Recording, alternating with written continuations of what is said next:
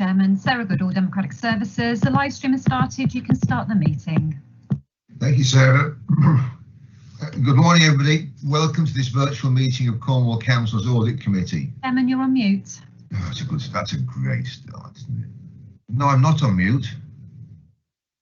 Can you hear me? Shit.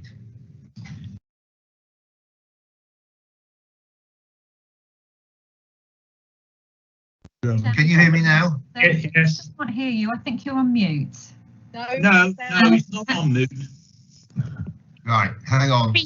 Meeting producer, this is Service Director for Assurance. I think everybody else can hear Councillor Harris. Please, can we check on the live stream as to whether the live stream can hear Councillor Harris?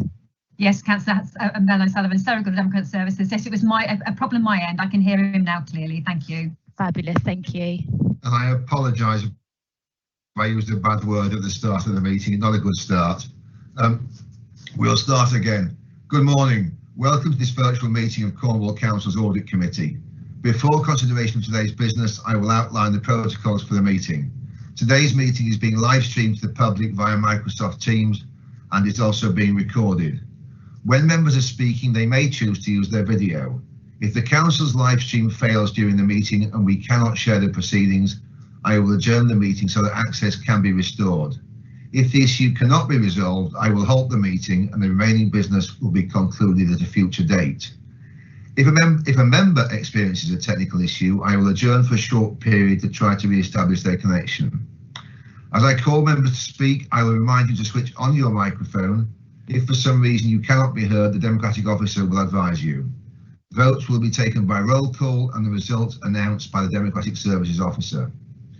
Where a member has declared a non-registrable interest, a disclosable pecuniary interest, or an interest by virtue of any trade union membership in a matter, they must leave the virtual meeting. Their departure will be confirmed and they will be invited to rejoin the meeting at the appropriate time. To confirm the procedure for today's meeting, committee members who wish to speak on an item should indicate by typing an X in the chat box. That's the end of my announcements. If I can turn back to the Democratic Services Officer, Sarah Goodall, and ask her to call the roll, please. Thank you, Chairman. Members, when I call your name, if you could just confirm you are present and your electoral division. And I'll start with you, Chairman. Councillor Harris. David Harris, Truro Trahaven. Councillor Desmond. Councillor Desmond, Poole and Tahidi. Councillor Biscoe. Bert Biscoe, Bothgow and Truro. Councillor Edgerton. Bob Edgerton and Probus, Tregony and Grandpound. Councillor Ecclesmith. David Ecclesmith, 11. Councillor Fitter. John Fitter, Cowden, St Morgan and Newquay North. Councillor Jordan. Barry Jordan, Tintagel Division. Councillor Kenny. Good morning, Joanna Kenny, Newquay Pentire. And we don't have Councillor LeBroy with us today. And Present. Oh, good morning, Councillor LeBroy. Good morning. Could you confirm your electoral division for me, please? Bude. And Councillor Wood has sent his apologies for late arrival, Chairman. And we have Councillor Mike Ethan Gibbons, the portfolio holder, present with us today. And we have quite a few officers who will be present at the meeting today. I'll read their names. We have Tracy Langley, Chief Operating Officer, Melanie O'Sullivan, the Service Director for Assurance and Monitoring Officer, Holly Sykes, Head of Audit and Electoral Services, Ellie Wilcox, Head of Financial Planning and Insight, Jason Pengilly, Fraud and Insurance Manager, Zoe Davis, Principal Auditor. We have Paul Dossett from Grant Thornton, Phil Mason, Strategic Director, Economic Growth and Development, Vicky Fraser, Service Director for Transport. We have Rachel Rotherow, Head of Commercial and Investments, Helen Charlesworth May, Service Director, Public Health Care, Public Service Director, Public Health and Care, and the Accountable Officer for the Kerno Clinical Commissioning Group, Adrian Roper, Senior Project Manager, Gary Walton, Principal Audit Manager, and Keith Cheeseman, Head of Adult Social Care. And sorry, Chairman, we do have our two co-opted members today. We have Mr. Jeff Ring and Mr. Chris Butters. Back to you, Chairman. Thank you. Okay, we've dealt with apologies already in that case. Are there any declarations of interest, please? I will take silence that there aren't. Next item on the agenda is the minutes of the meeting held on 30th of October 2020, which have already been circulated. I will turn the pages on to give people a chance to comment.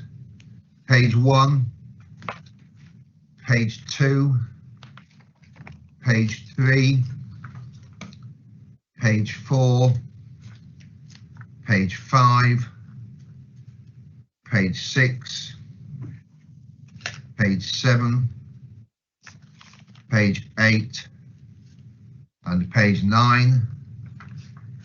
In the absence of comments, may I have a proposer to approve the minutes, please, and a seconder? Councillor Jordan to propose a seconder, please. Seconded, Councillor Desmond. Councillor Desmond, thank you. Sarah, if you take the vote. Thank you, Chairman. If you could just say, members, if when I call your name, if you're voting for, against or abstaining. Councillor Biscoe. For. Desmond. Councillor Desmond. Sorry, my internet access is blocked, so I can't. So I'm fine. I'm on Teams and everything. I'm connected, but I can't use Bing or Google. Helen Charlesworth May, I'm afraid we can all hear you. So can I ask you mute your mic, please? I'm so sorry. Thank you. Thank you, Monitoring Officer. I'll just In start case that it posting. wasn't clear, my vote was a yes. Thank you, Councillor Desmond. Yes. Councillor Ecclesmith. For. Councillor Edgerton. For. Councillor Fitter. For.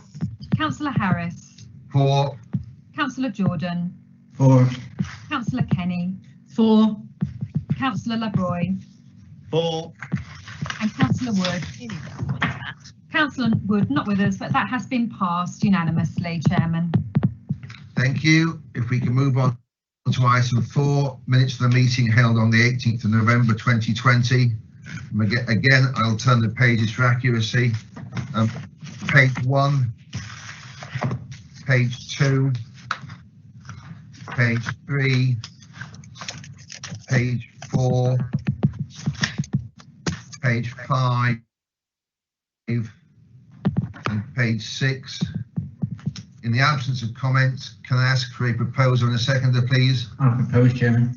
I'll second, Chairman. Sorry, that was Councillor Jordan Biscoe. proposing, I think Councillor Biscoe seconding. Yes, Chairman, I've got that. So the minutes for the meeting held on 18th of November, proposed by Councillor Jordan, seconded by Councillor Biscoe. When I call your names, members, if you could say if you are for, against or abstaining on the minutes. Councillor Biscoe. For. Councillor Desmond. We'll come back to Councillor Desmond. Councillor Edgerton. For.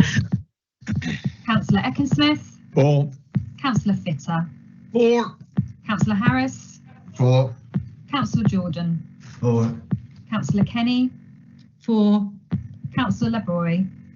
For. And Councillor Desmond. Yeah, apologies. For. Yes, Chairman, the minutes have been passed. Thank you. We're moving on swiftly, but perhaps more slowly now. Review of financial regulations and procedure rules. I think Ellie Wilcox is going to speak on this one first. Thank you, Chair. Can I just pass over to Tracy Langley? I think she wants to introduce this item. Carry on. Thank you, Chair. All I wanted to say was that the financial regulations are a fundamental piece of our governance on how we spend our money in the organisation. When I came here about a year ago, it was clear that it hadn't been reviewed for a while, and the regulations had become difficult to read because effectively they've been changed over a number of years without thinking about them as a whole, and they just needed some modernisation, and that's what we're bringing back to you today. Thank you. I'm going to hand over to Ellie. I think he's going to do a bit of a presentation. I am. Thank you, Ellie. Can everybody see that? I can. Yep. So, so today, what we're asking from the Audit Committee is to approve these new financial regulations, the financial governance framework and the financial approvals process, which are all set out in Appendix 1 to this item, which is pages 18 to 39. And also to approve the new financial procedure rules, which are set out in Appendix 2, pages 40 to 69. We're also asking for delegation to the Section 151 officer to approve amendments which are grammatical, administrative, or kind of reflect legislative changes to the financial regulations, the financial governance framework, and the financial approvals process, and also to delegate to the Section 151 officer approval for amendments to the financial procedure rules. So those are the recommendations that are being asked from the Audit Committee today. There have been some minor changes to the framework, so the documents that were presented to you at your away day at the beginning of January. These have been agreed with the chair of the Audit Committee, subject to 5 further changes, which I'll be tabling at the end of this presentation. So what I was proposing to do was to quickly just run through this new structure, because this is the main change between the current approved financial regulations and to what we've got in front of you today, to explain the further changes that are required, and then to open up for questions and for comments.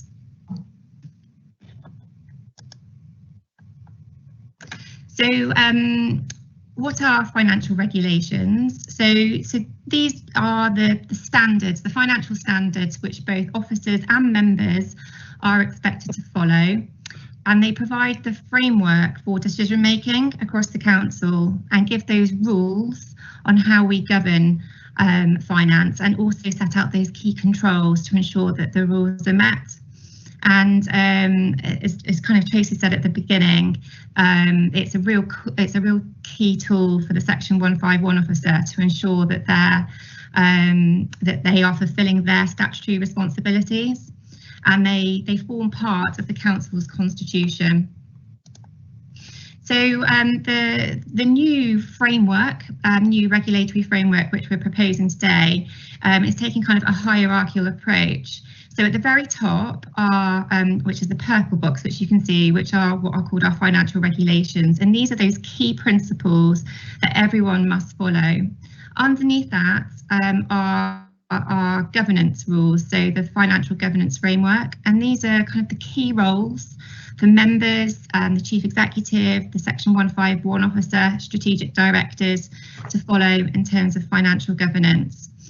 Which is then supported by what's called the approvals framework, which sets out in a table where all our thresholds for decision making, and then underpinning all of those is kind of the detailed financial procedure rules, which are more of those kind of key rules and controls for governing financial administration.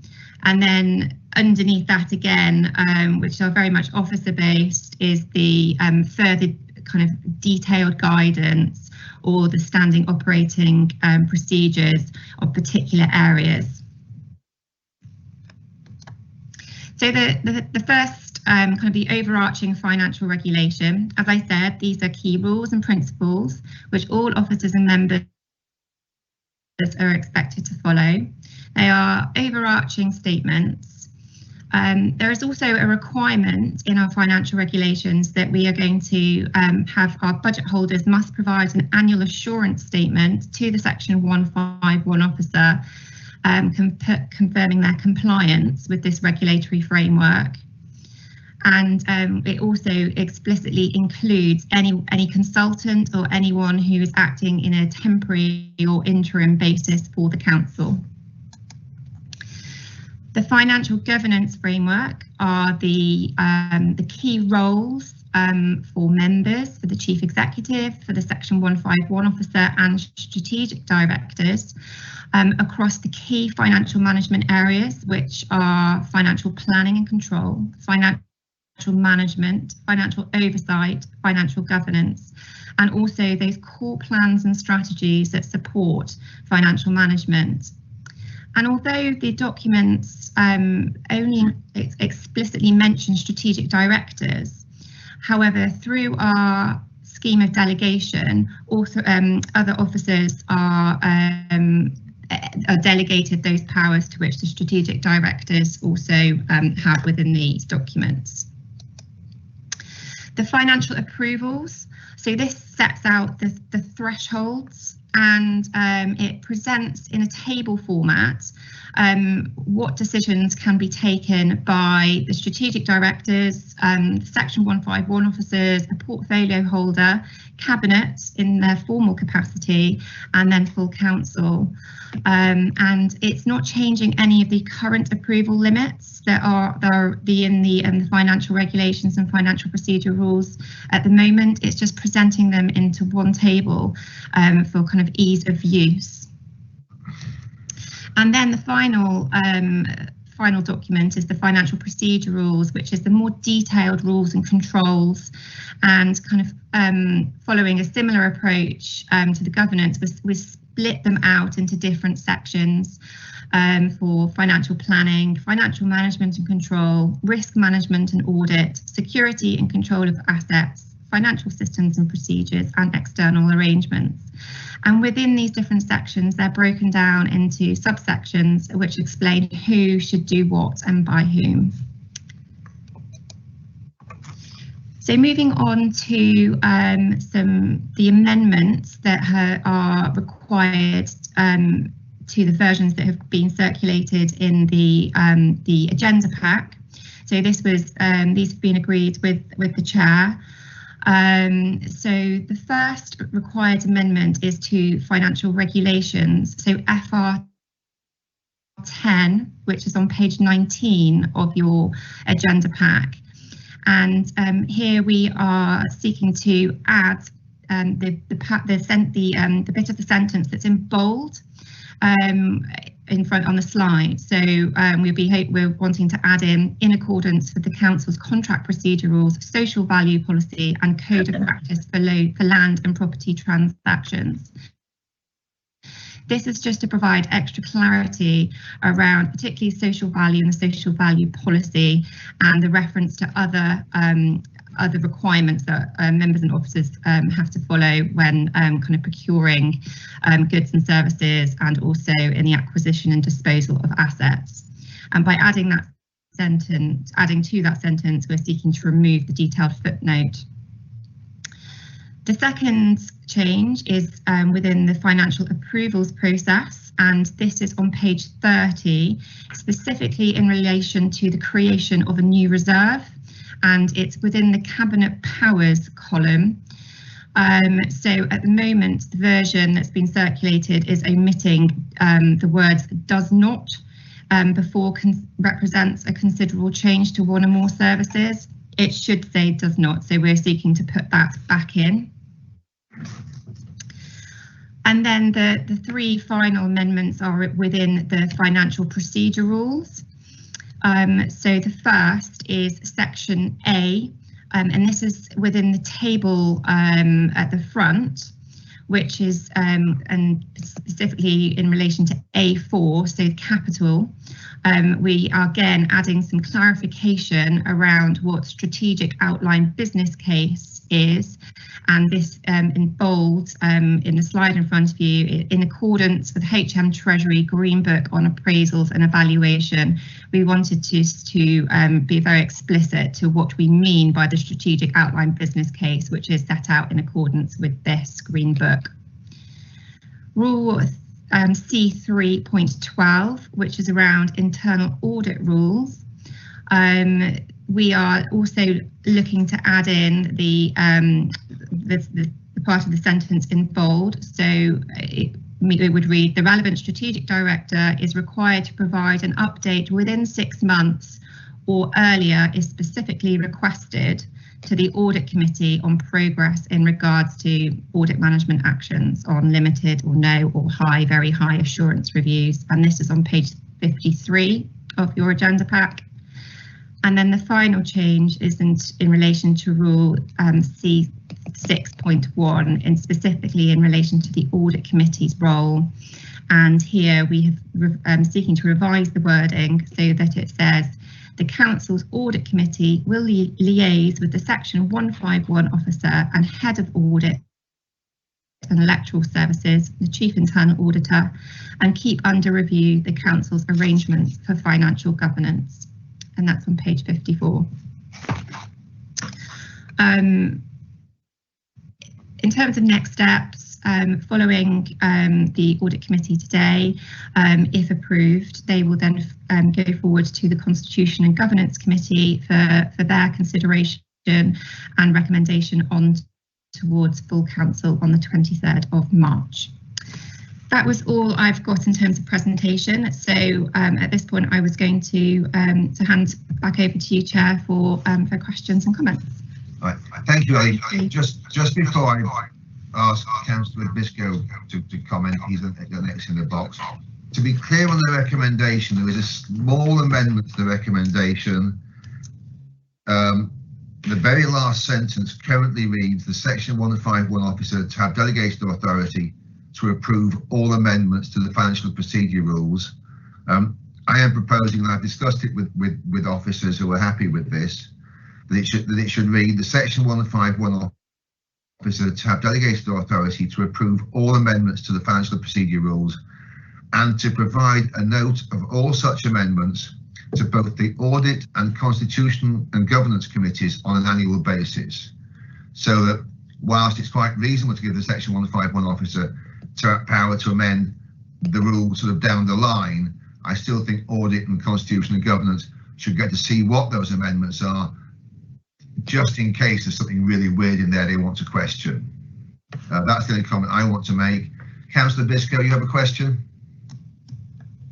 Yes, Chairman, thank you very much. I just want to come back to the proposed amendment about paying more attention to social value in the regulation, which is all to the good. And I've got two questions about it. The first one is, and I'm sorry, Ellie, I can't remember the trite name for this, but at some point in the not too distant past, we have agreed two things. Firstly, that we have a climate change emergency, and secondly, that we have an environmental policy that says that whatever we do will add value. I can't remember what it's called for the life of me just at the minute. And it seems to me that if we're going to specify that we're going to take account of social policy, our social value policy, then we also ought to be thinking about the environment as well, which moves us towards the concept of triple bottom line accounting, which in terms of the climate emergency seems to be one of the key tools for understanding our progress or otherwise in addressing that emergency. So that's my first question, and my second question is this: we have, for instance, in our sort of shareholders' instruction to Treveth, they are quite clearly instructed to operate within a market at margins which are favourable to the council as the shareholder and to the company, but as to the council in particular. I'm just interested to understand whether you think that by emphasising social and hopefully environmental value in this regulation, we are going to be placing ourselves in a position where we may have to amend the instruction that we give to Treveth and possibly others within the group. I'm not sure. Ellie, do you want to take that question? So around the climate change and the environmental policy, it's my understanding, and I'm not sure if Rachel is still on the line, or if Tracy would be able to help me with this one, but our social value policy within kind of which forms part of those contract procedure rules, does include kind of the environmental impacts are considered within that, should be considered within that, within our social policy. And the second question around kind of the impact on Treveth and shareholders instruction, I will ask Tracy to pick up. the trite phrase I was after was environmental growth. That was the one I was thinking of. Sorry. Thank you, Ellie. If I could, Chairman, I think you're not, in principle, you are not wrong around making sure that the policies of our companies and the way that we put our financial rules together need to be synonymous. And one of the reasons why you have to review them every year is to make sure that that happens. I believe that the way that the Treveth memorandum and articles have been set up means that they are aligned. But we will go back and have a look at one of the things that we need to do is consistently have a list of the things that we need to review upon the sort of next review, if you like, and we will make sure that that's added, especially because the business plans of our companies change every year as well. So as they get approved, we just need to check that all of those rules are still aligned, and that's part of the annual review. In terms of the new policy, I think Ellie's absolutely right. That new policy around social value includes any environmental requirements that we would need as well. But I take your point, Councillor, about the sort of triple accounting and making sure that all of the accounting is aligned on this. I mean, this is new stuff for all of us, so making sure that we're aligned is really important. And I'll take that offline and have a review of that. Thank you very much. I think, sorry, and Councillor Biscuit, if I can just say, I think given that the way Treveth works, and we don't want to be debating that today, is that its business proposals, in other words, what it's going to acquire or do, effectively come back up through the council for approval. Then at that time, what's in these regs in terms of social value, etc., should be taken into account. All right, that's a separate piece of help there.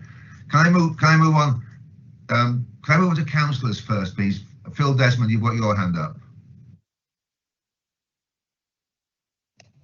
Yeah, thank you, Chairman. I just wanted to ask a bit of background. At the 8th of January Away Day, Audit Away Day, we had a discussion about the proposed financial regulations, and I raised one question. Well, there were two, but first of all, do you think it would be helpful, and have you I haven't had a reply to my questions, by the way, but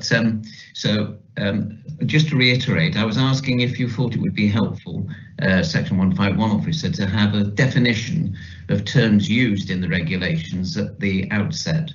There was quite a lot of debate, as I understood it, about the meaning of council policy, and was referred to Article 4 of the Constitution, which actually does contain the reference to environmental growth strategy as well as health and well-being strategy. But having some definitions at the outset, I think, would be very helpful in terms of assisting with the new regulations. Do you agree with that? I think it's always good to try and have some clarity.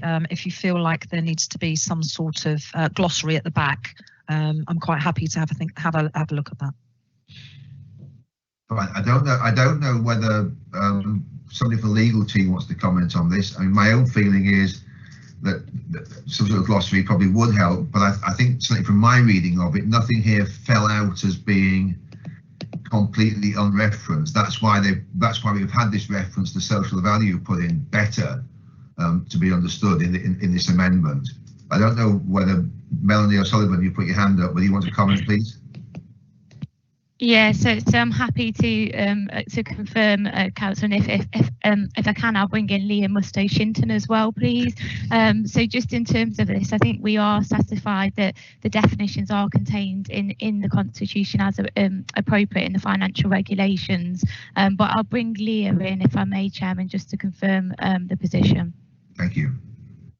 Hi, I also confirm that. I think it would be quite difficult to provide an exhaustive list of definitions. There's nothing within that, within the financial regulatory framework,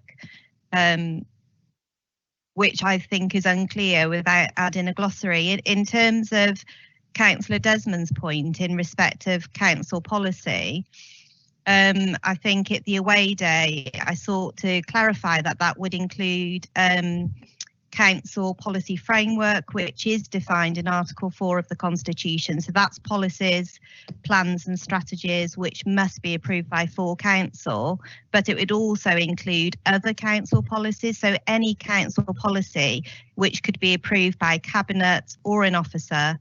So it would be all policies.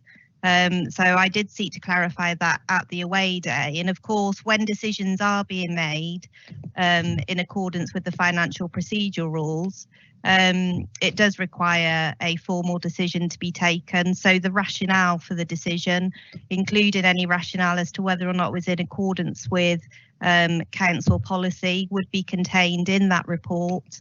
That report would be open to public scrutiny and would be subject to the call-in provisions as well. Thank you, Leah. Okay, moving on. Paul Dossett from GT, you indicated you wish to speak on this. Thank you, Chairman. Yeah, just a quick observation. I mean, first of all, it's really good that they've been updated and taken through this process. That's really good, and obviously that needs to be a very strong theme going forward. On Ellie's slides, there was a sort of commentary on the audit committee and the role of the audit committee and its approving arrangements or whatever. And I think my observation on all of that is, just for absolute clarity, I think the audit committee, as described in the slides and the process, which Ellie took us through, there's clearly a process of executive, approval of all of this going through to the cabinet and full council, etc. And I guess the audit committee's role going forward is need to be strongly to challenge where there have been breaches, where internal audit, for example, have identified issues or concerns about the execution of those regulations, and therefore to challenge that. So I think that's the important part for the audit committee. It's not in a sense part of the management of that process, but part of the scrutiny of the process and the challenge of the process where there have been breaches or whatever. So I thought I'd just say that would be my broader understanding of the expectations of audit committee in this context. All right, thank you. And the final cross is Chris Butters. Mr. Butters, please. Thank you, Chairman. Two questions really. One is, has this framework been benchmarked against similar councils to ensure that it is consistent roughly with what other people do? And secondly, I can see there's a huge amount of work done here in making this clear and granular, but then at each stage the authorization level seems to be blurred by saying that if it's not materially outside of the budget. So the approach is to make it granular and clear, and then it seems to be fogged by calling it material, which just adds a level of subjectivity. So I'd be interested to know about both those, the benchmarking and the subjectivity. Thank you. Ellie, do you want to comment on both those? I think the first one is perhaps easier. The second one is a very good point. Yes, thank you, Chris. I'll seek some support from Leah on the second question. The first around the benchmarking. So we engaged SITFA to help us and kind of initially pull together and come up with a new structure and what should be included within there. So as part of that, it was drawing on kind of the best practice across SITFA and bringing in their skills and experience in helping them draft that. So and also we have done a complete a check against our current financial regulations, which also followed SITFA's best practice when they were set set up a few years ago. So from a completeness point of view, I feel that I'm confident that we are that we have and that they are they are good. In terms of the second question around being the kind of being clear and granular in the details, and then not materially outside the budget and policy framework. These are, this is a, well, I think I'll pass you over to Leah at that point. Leah, I don't know if you want to comment. I see Tracy's put a hand up as well. I don't know if Tracy wants to go before Leah. I'll leave it to you to decide between you. Shall I? I'll answer that question. We have a budget that is approved every year by members. So members set the budgetary framework and the budgetary policy through their cabinet and council arrangements every year. And what we seek to do as officers is not to go materially outside of that approved budget, because you have approved what it is that you want us to spend it on. However, we're a very big organisation and we make lots of adjustments. What you wouldn't want is for us to come to you with every £10 adjustment. So when we talk about materially, it is the amount of money that isn't out with what members asked us to spend our money on in the first place. Well, let's wait for Leah to comment before I certainly have a comment back on that. Yeah, so just picking up on the term used materially outside of, that is something that is used within our current constitution in the budget and policy framework procedure rules, which sit alongside this new proposed financial regulatory framework. And it's also a term used in our existing financial procedure rules. And it also draws from the responsibility for functions regulations, which seek to delineate whether a function ought to be dealt with by council or the executive. So it seeks to align it with all of those. So, okay, I'll be honest and say I am now unclear. I think this is a really good point.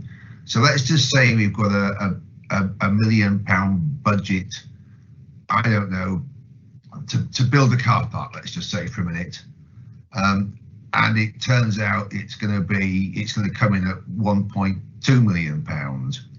Is that a material change or not?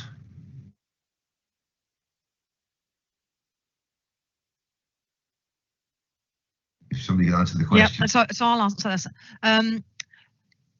So it rather depends on, you know, every overspend has its own judgment. It depends whether or not it's in a portfolio of car parks where the money can be moved around to pay for an overspend and use an underspend somewhere else. But I would expect that if there is material overspend in any of those projects, that it would go through the governance of oversight to enable an adjustment to be made, and you will see that through the cabinet papers in the budget. I must admit, I think the issue, this is rather about utilising a budget that is for, I don't know, let's say adult social care budget, adult social care things, and utilising it on something completely different, like building doing something else with it. So what we're trying to prevent here is that the officers don't have the ability to go outside of the budget framework that you have and as members have agreed. But you will understand that, you know, that some of these things we do move money around inside budgets, but there's no point in you knowing every single bit of those, because it would be an administrative nightmare to try and let you know what those would be. I accept that point. Melanie O'Sullivan's about to rescue us all with words of great wisdom. I wouldn't go that far, Chairman. I was just going to add to what's been said by the Chief Operating Officer there in relation to that. So just in terms of materiality, I think it's right to say that that is a subjective matter based on kind of all of the circumstances in relation to that budget. And I think it's used for two reasons in the financial regulations that are before you. And Leah outlined one of those reasons. And the first one is around who makes that decision. And that is what's set out in the legislation around if it materially departs or not depends if it's a decision of a strategic director, cabinet or council in terms of their functions. In terms of Cornwall Council, in our scheme of delegation, which you'll be aware Constitution and Governance did a significant amount of work on, it's quite clear that a strategic director can make any decision within their overall budget that they have allocated to their service areas. I think what this would allow is them to move budgets around if they need to do so in accordance with the regulations. So hopefully that provides a little bit of clarification. The other point I'd probably just add is that because materiality and levels of decision making is set in the legislation, and because effectively the point that Tracy made, that councils need to function, this is a common thing to be contained in constitutions, and also something that you can not define as a generic thing. So it's not out of norm with other councils' financial procedure rules. Okay, thank you. Mr. Butters, do you want to come back on this? There seems to be an understanding within the council about how that flexibility is used, but I'm still surprised that there is flexibility in a framework like this. I think what Melanie O'Sullivan just said about it being within strategic directors' own portfolios gives us some comfort. That's the same as materiality. Yeah, but I think Chris, if I can say that, I think it is perhaps not one to die a death on today. It's perhaps one to go away and just think about going forward as to whether there is some way of defining it. But I certainly would not be proposing or supporting a proposal that try to define materiality at this time. I think these regs and the rules, etc., have been through a huge amount of work in getting them together. I think it's a very good point. I think it does need thinking about again, although I take what all the officers say on board about how difficult it would be to really define it, but perhaps some sort of definition or a bit more of a feel of it would be better brought in at some time in the future. That's fine. Thank you, David. Okay. In the absence of any other comments, can we go to the recommendations, please? And to be clear, the recommendations are to council via the Constitution and Governance Committee. Sarah, do I need to read the recommendations out, or can we just take them as they are with the amendment at the end? Chairman, we can take them as read. Just a bit of advice for me first about the amendments that were included in the presentation. Do we need to note somewhere in the recommendation that the financial regulations and the financial government framework will be going forward with including those amendments as set out in the presentation? Yes. Ellie, if you can confirm that. All right, well, so I think yes. Yeah. Fine then, Chairman. So I would suggest that the recommendation to Council via the Constitution and Governance Committee includes an amendment to recommendation 1, which is the financial regulations, financial governance framework and financial approvals process as set out in Appendix 1, with in addition the detailed amendments presented to the committee. I'll find out some proper wording around that, and then we have your amendment at the end, Chairman, which is and to provide a note of all such amendments to both the Audit and Constitution and Governance Committee on an annual basis. And I have you as proposer for that, Chairman. Yeah, can I just be clear that those 5 specific amendments, did any of those cover financial procedure rules as well? Ellie? Yes, they do. 3 of the 5 cover. So therefore we need to amend recommendation 1 and 2, Sarah, please. Thank you, Chairman. So we'll put that proviso in addition to, as regarding the amendments that were presented today to the committee, we will add that to recommendation 1 and to recommendation 2, and then the further recommendation to recommendation 3, which is to provide a note of all such amendments to both the Audit and Constitution Committee on an annual basis. Thank you. And just before formally proposing it, I'd like to put on record my thanks to the officers for the work they've done on this, and in particular the patience they've shown dealing with my inquiries on it. So I'm happy to propose it. Can I have a seconder, please? Yes, Chairman. Bert. Thank you, Bert. Sorry, the proposal and a second. Sarah, to you for the vote, please. Thank you, Chairman. So you are proposed by Councillor Harris, seconded by Councillor Biscoe on the recommendation we've just read out. I'll read your name and if you could confirm you are voting for, against or abstaining. Councillor Biscoe. For. Councillor Desmond. For. Councillor Edgerton. For. Councillor Ecclesmith. For. Councillor Fitter. For. Councillor Harris. For. Councillor Jordan. For. Councillor Kenny. For. Councillor Labroy. For. And Councillor Wood. Do we have you on the call yet, Councillor Wood? No, Councillor Wood is still apologies from Councillor Wood. So that is passed unanimously, Chairman. Thank you very much.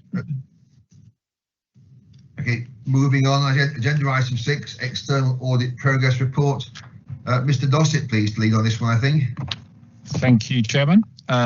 So this is our progress report, and we kick off really with an update on the 1920 audit. So members will be aware that due to the pandemic, CLG put the deadline back to 30th of November. That resulted, or the outcome of that across the country were that 45% of audits were signed by 30th of November, which is obviously a very low figure compared to previous years, principally for two reasons. Auditors have struggled with remote working. It makes the job of auditing considerably more difficult. And the increase in regulatory focus from the FRC means even more work is needed to be done, and particularly on areas such as asset valuations. And so further work compared to previous years was done on that. In the case of Cornwall, Cornwall is obviously a complex, a large and complex council because of group structures and some of the sort of housing development that you've done, which results in some challenging accounting in terms of treating housing as inventory before it's sold on, and etc. So that resulted in a continued challenge in audit, and obviously at the last meeting we updated where we were on progress. I'm pleased to say that we managed to sign the audit on the 17th of December, which is good. And again, I mean, just in terms of where we are nationally, we are still, as of I think mid-January, still 200 audits unsigned, or that sort of number. So obviously it's actually quite good. Although we missed the deadline, we actually managed to sign yours in December, and that was all unqualified, which was good. And obviously the pension fund at the same time. The certification audit of the audit is still open. That's due to the whole of government accounts return. That has been challenging in itself this year because government's financial systems are perhaps not as good as they are should be on this area. So there have been a lot of challenges, and I think there's only the first wave of those being signed off now because of delays due to the system, which has caused difficulty for both auditors and for officers of councils. The other thing to just focus on is the broader certification of housing benefits, teachers' pensions and capital receipts. We're nearly there on all of those, and I envisage everything being done in the next few weeks, which again is pretty good. We've also included an update on audit fees and the impact of audit fees driven by the pandemic and the complexity of the council's accounts. We've also set up, if I move, probably the next bit to move on of interest is the new code of practice. I think we updated the meeting on the 8th of January about the impact of that, and that's just set out here in the same sort of detail as part of that. The other point worth sort of mentioning here is the new auditing standards on estimates and related disclosures, and that's really quite important because that is a new auditing standard that impacts on both us in terms of the amount of work we have to do, but also on the council and on audit committee, in that the recommendation is that the council officers, as they're in the process of preparing their 2021 accounts, will need to bring to audit committee a paper setting out their approach to estimates, and that will largely be around the areas of asset valuation, pension liability, and of course bad debt provision and those sorts of areas, and other provisioning, and that will be for audit committee to approve the approach to that. And obviously that's to make sure that if for example management took a bold decision on estimation or an overly cautious one or whatever it was, that the audit committee is fully cited on that and signed up to it, or is able to debate that point as it sees those estimates. So there are other auditing standards which will have a more minor effect on things like fraud and going concern. There's an update to Practice Note 10, which defines going concern in the public sector, that's being worked through by the National Audit Office at the moment. So that's all I want to say on that paper. Happy to take questions on that. Or Councillor Harris, do you want me to mention the annual audit letter as well? Because that would be a quicker presentation. It won't take long. If you want to go through all your presentations, then we'll come back to So the next item is the annual audit letter, and the annual audit letter is merely a summary of the reports that we brought to you, the audit findings report we brought to you previously. It is just a summary of the final position. It is just a shorter version of that, and just sets out the work we've done. But there is there's effectively no new information in that. It's just a summary of the previous report. Happy to take any questions on both papers, Chairman. Okay, Mr. Butters. Thank you very much. Paul, I wonder if you could remind me, or two questions. I wonder if you could remind me about the objection on the 1920 accounts. I'm not sure I remember what that is. Excuse me if I'm being thick. No. And also, second point, I sit on a number of boards and audit committees with auditors from global scale to local scale across commercial, third sector and not-for-profits. And I don't know of any other auditor increasing their fees because of COVID. Right. So I'd like to understand why yours are going up by 15%. Okay.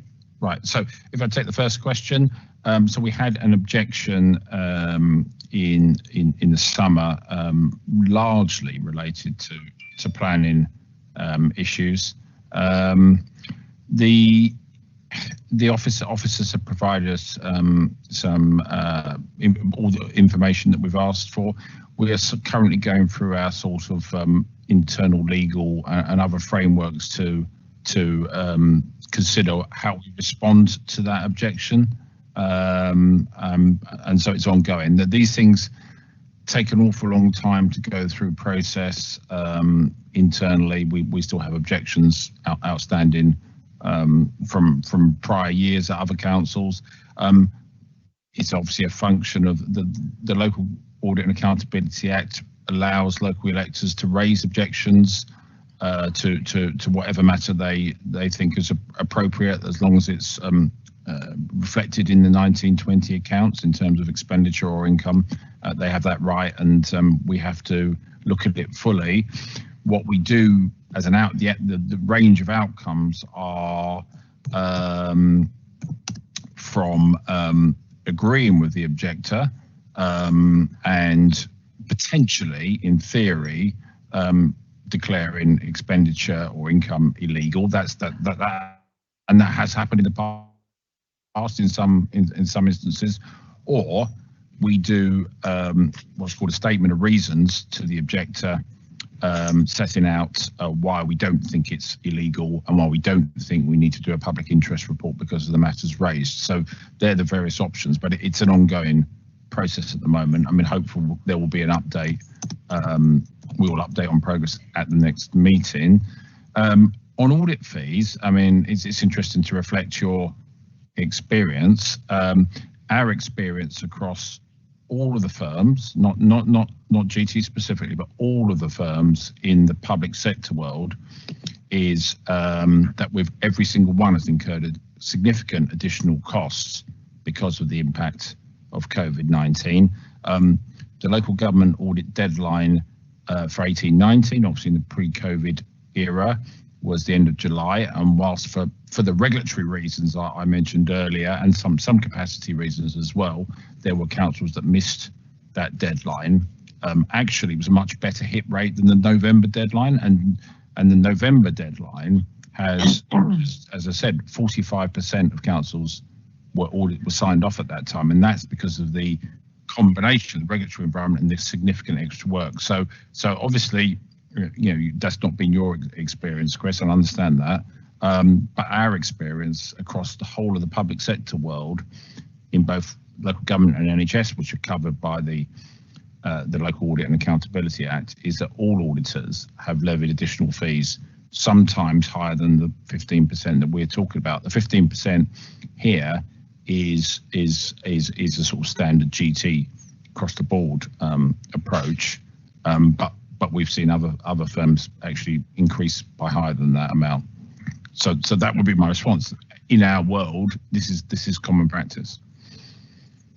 Chris, do you want to come back? I just think it's awful that audit firms are charging the public sector, but are not charging in not-for-profit charities and housing associations and the commercial sector. And I think that should be recognised, because it's not right.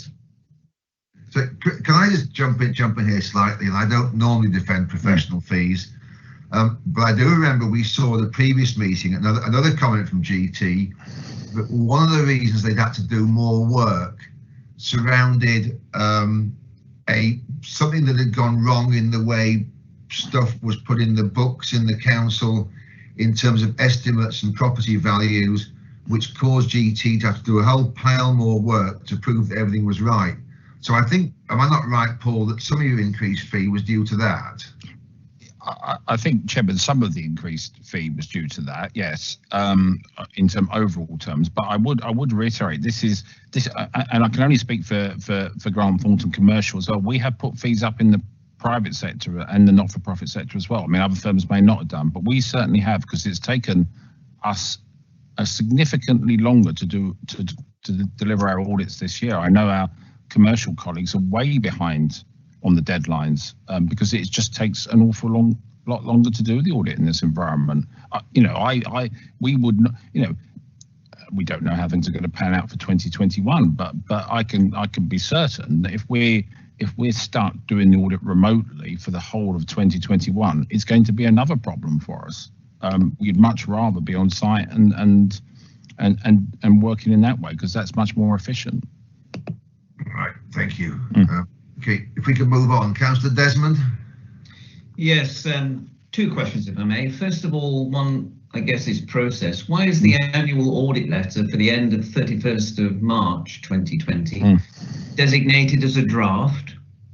And secondly, under materiality, you say we determined materiality for the audit of the council's financial statements to be 17 million, and for the group 18.5 million, which is 1.4% of the council's and group's gross cost of services.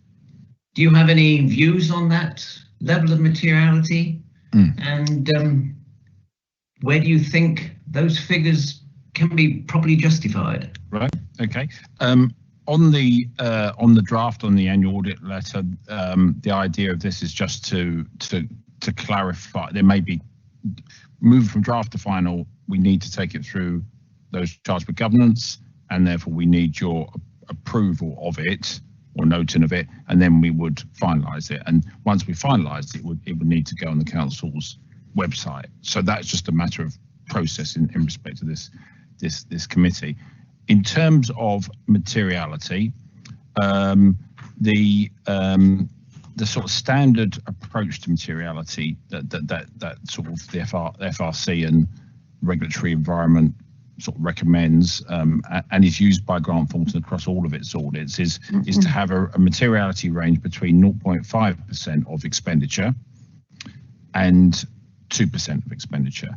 Now, traditionally, because public sector bodies are in relative terms less risky assignments, we have largely been erring towards the 2%, and you would have had a figure similar to that in previous years for this council. Due to sort of regulatory challenge across the audit profession and on public sector, we took a decision to reduce that materiality to 1.5% or lower. So we plumbed for 1.4%, reflecting some of the complexity that exists in Cornwall. So the materiality is lower than in previous years. The difference between the group and the Cornwall Council single entity materiality is the function. Obviously, the group expenditure is higher. We are required by auditing standards to have a higher group materiality than a single entity materiality. So hence the difference between the 18.5 and the 17. I think there's a point about the 17 in the or 1.5% or whatever. The materiality level might seem on the surface very high, but materiality level drives both how we deal with adjustments and errors and things like that we find during audits. And obviously, if we had a much lower materiality, those debates and those discussions would be long and extensive and require considerable amendment of accounts potentially.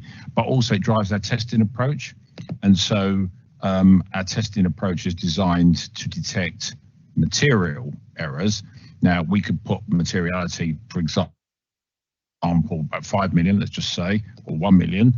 And the audit would, if it took long enough last year, it would take considerably longer to do all of that testing. And we've done more testing, and officers would attest to this, just by dropping it from, I think, the 2% or whatever it was in 18-19 down to the 1.4.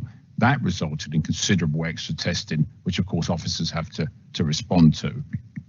And obviously, if we dropped it below 1.4, we'd be doing even more testing.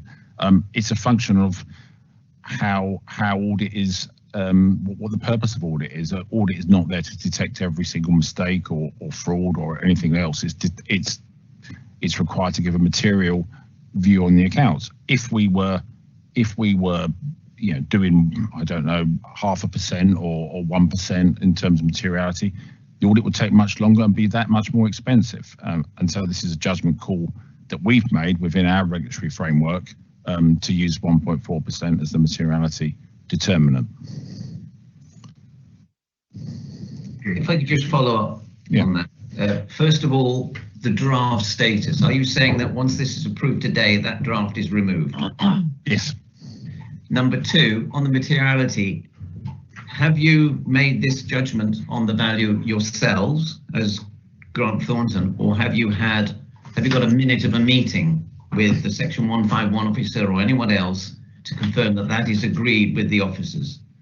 No, it's under auditing standards. It's only us that can make that judgment. So we've made it a judgment ourselves, and that is the right thing. Officers cannot ethically, officers are not allowed to influence materiality. They can ask questions about it, of course, as to why we've moved it, which we have discussed with officers. But it's for the auditor only to determine materiality. There's no sort of place in the process for officers to say, I think it should be something different, because that's a requirement of auditing standards. It's very clearly set out. So if we approve your annual report today, we're approving your recommendation on materiality as well. Yeah, well, that's the materiality we applied to 1920. You're not approving it. I think you're noting it in terms of materiality, because it's for us to determine what the materiality is. Clearly, we have an audit plan which will come to the next meeting of this committee, which will set out our materiality for the 2021 audit, and of course we can discuss that with you at that meeting as well, and the reasons behind our thinking on that. That would be helpful. Thank you. So just before I move on to Councillor Biscoe, it just occurs to me, is the committee today being asked to formally, it's a question for you, Paul, or not, are we being asked to formally approve this letter? Because if we are, it's not in the recommendation. I don't know if Sarah, you want to think about that while I go on to Councillor Biscoe's question, please.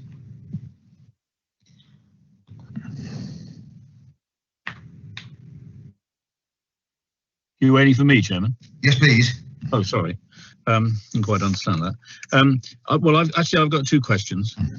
I think we're at the point in the papers where you're including within your report the revised auditing standard. So under the section on page 90, it talks about, that's 90 of the council's numbering, talks about overseeing management's process for making accounting estimates, including the use of models and the monitoring activities undertaken by management. And that is specifically for audit committee members. And I'm just not absolutely clear what that means. And I would be grateful if you could just expand on that for us. And just secondly, just a very brief question, this objection, are we allowed to know what it is?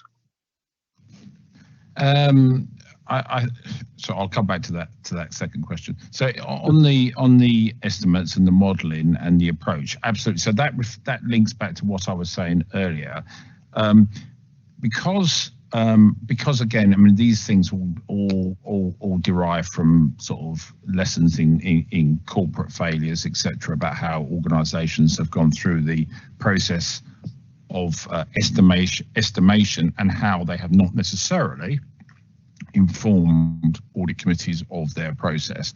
So what this really is about this piece of officers bringing, the next audit committee might be the appropriate time or one after, but certainly in the next few months, a paper that sets out their approach to estimates, including, I mean, obviously the standard references, sensitivities, use of models, how did you get to this figure?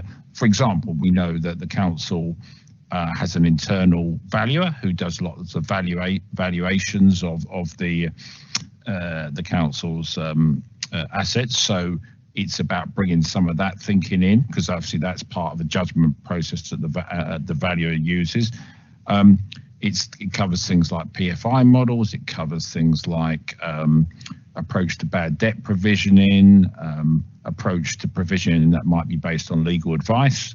It's those sorts of things. So the idea is that when you receive the accounts and they have all these estimates in, you would have already been briefed on the council's approach. So the audit committee can be clear that it's cited on the council's approach and can challenge the council's approach in that sort of environment where you've got the paper setting out what the council had planned to do.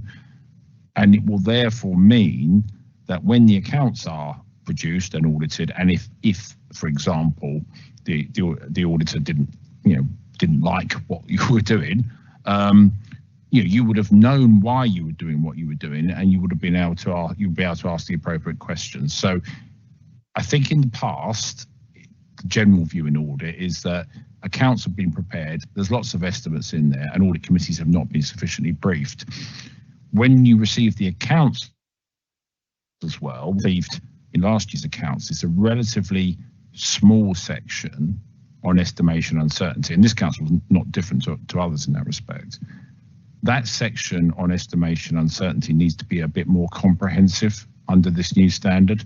So not only would you get a paper to consider at the next meeting or the meeting after, when you get your accounts to look at, you can read again the council's approach to estimations and the key judgments it's made in that. And that's a new requirement for the 2021 accounts. So that's on estimates. On the objection, the problem with the objection, or with not this objection in particular, objections in general, is that they're all governed by certain rules under the Local Audit and Accountability Act, which means there's confidentiality requirements. So, for example, when we determine to make when we make a determination on the objection, we have to share certain documents with the objector. Some of those documents may be sensitive or confidential. The objector is bound by the Act not to release those into the public domain, and so the whole process has to be kept relatively confidential. The answer is no. Yes, the answer is no. but we can of course update on progress. Okay, so if I may, Chairman, I'd just like to clarify something in your first answer, and that is that if we're going to look at the processes around estimation, is that a role that it is anticipated that the Audit Committee will play in the preparation of budgets, which is where estimates are of most importance, rather than as an after view from the accounts, which are what we got at the end? So it is the auditor's expectation that we will have an extra area of work in relation to the budget preparation process by testing models and examining the formation of estimates?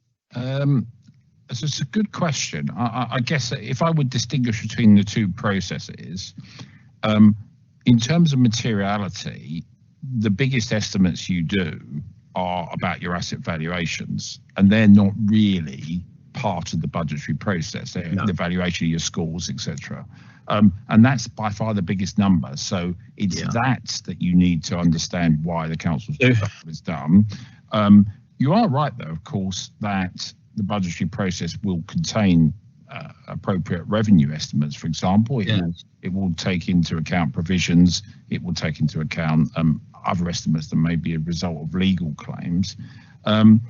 It does strike me as a good point that when the budget is presented to members for approval, it's not. I would say it was not unreasonable for members to be aware of at least what sort of level of estimates were included. For example, I know there's complexity over areas such as council tax collection, business rates collection, and various other areas, particularly in the light of COVID.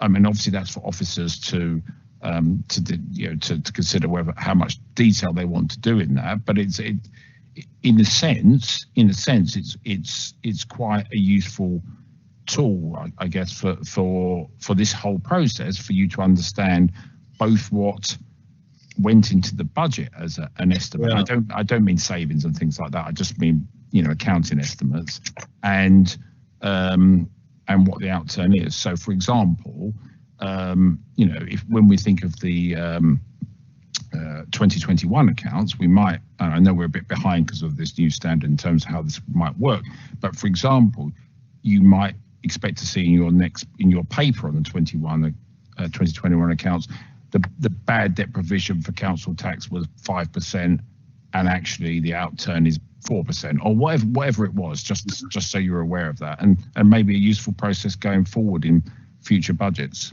So I think it's a good point. So I would just make one suggestion, Chairman, if I may, and that is going back to the previous item and the financial regulations and the glossary of terms that we were going to put into that document.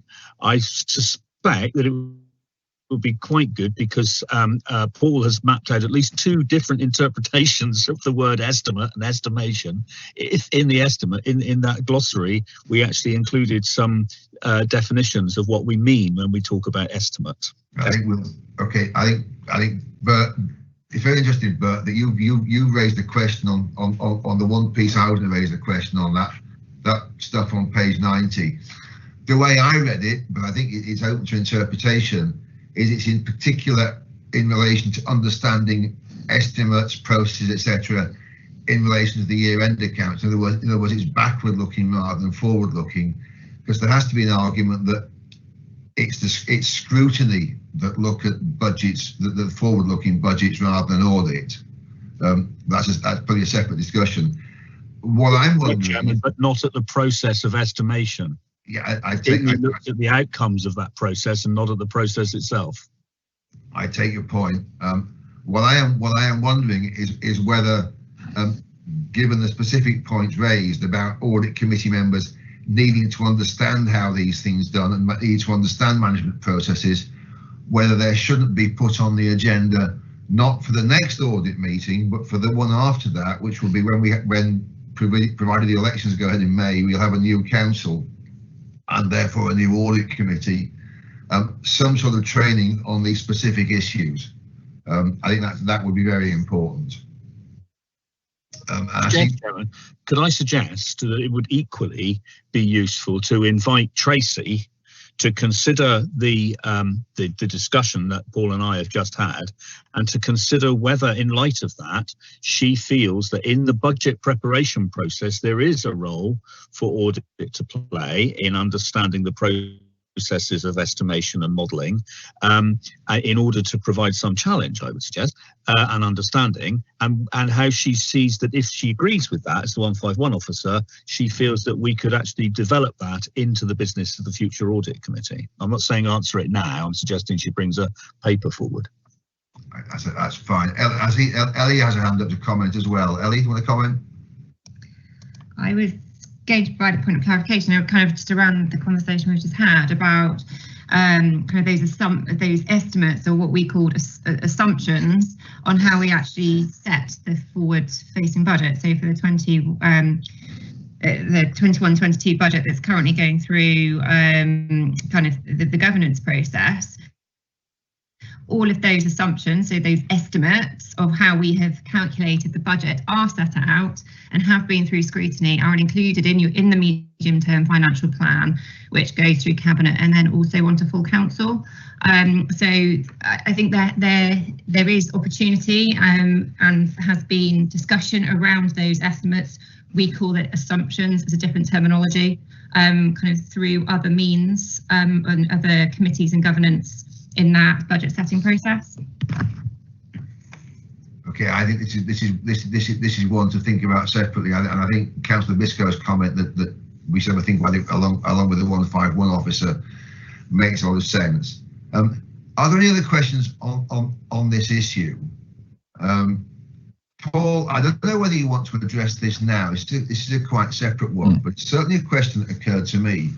In the next agenda item, internal audit exception reports, there are two issues, one being adult social care under accruals for costs.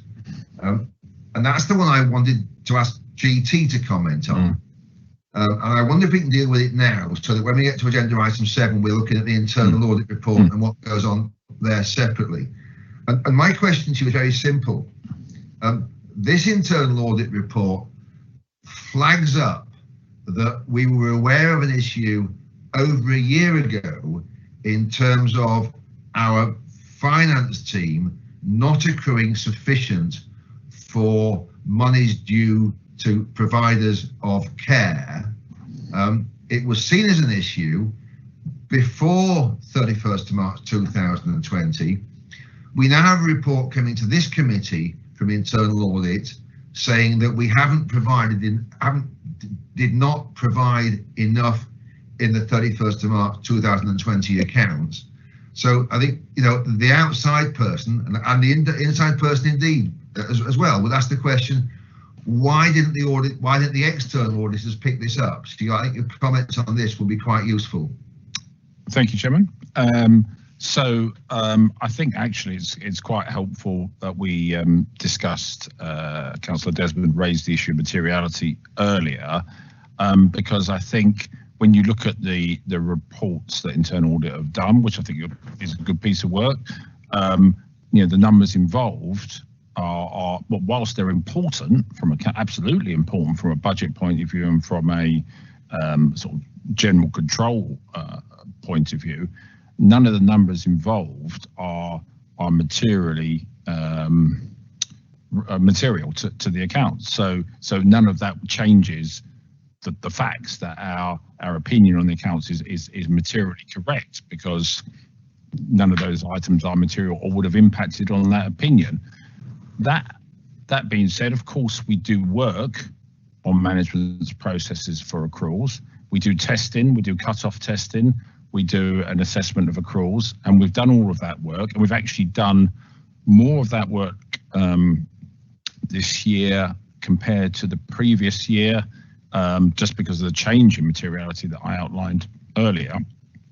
But our testing, which is of course limited to a certain number of items, did not identify any significant concerns. So that's what I would say in terms of where we are on 1920.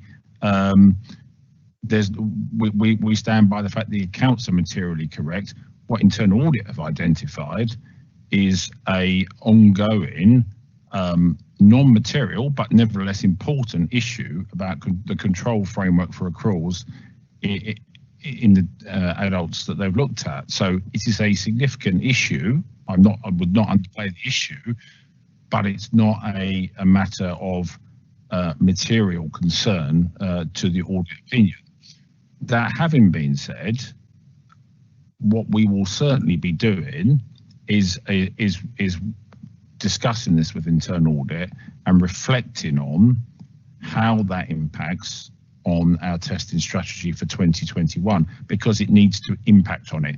Now, it may be that we do a special level of increased testing that's focused on this sort of risk area. That could be what we do. We could do more testing, and therefore it's important to understand what Internal Audit have done and the process they've gone through.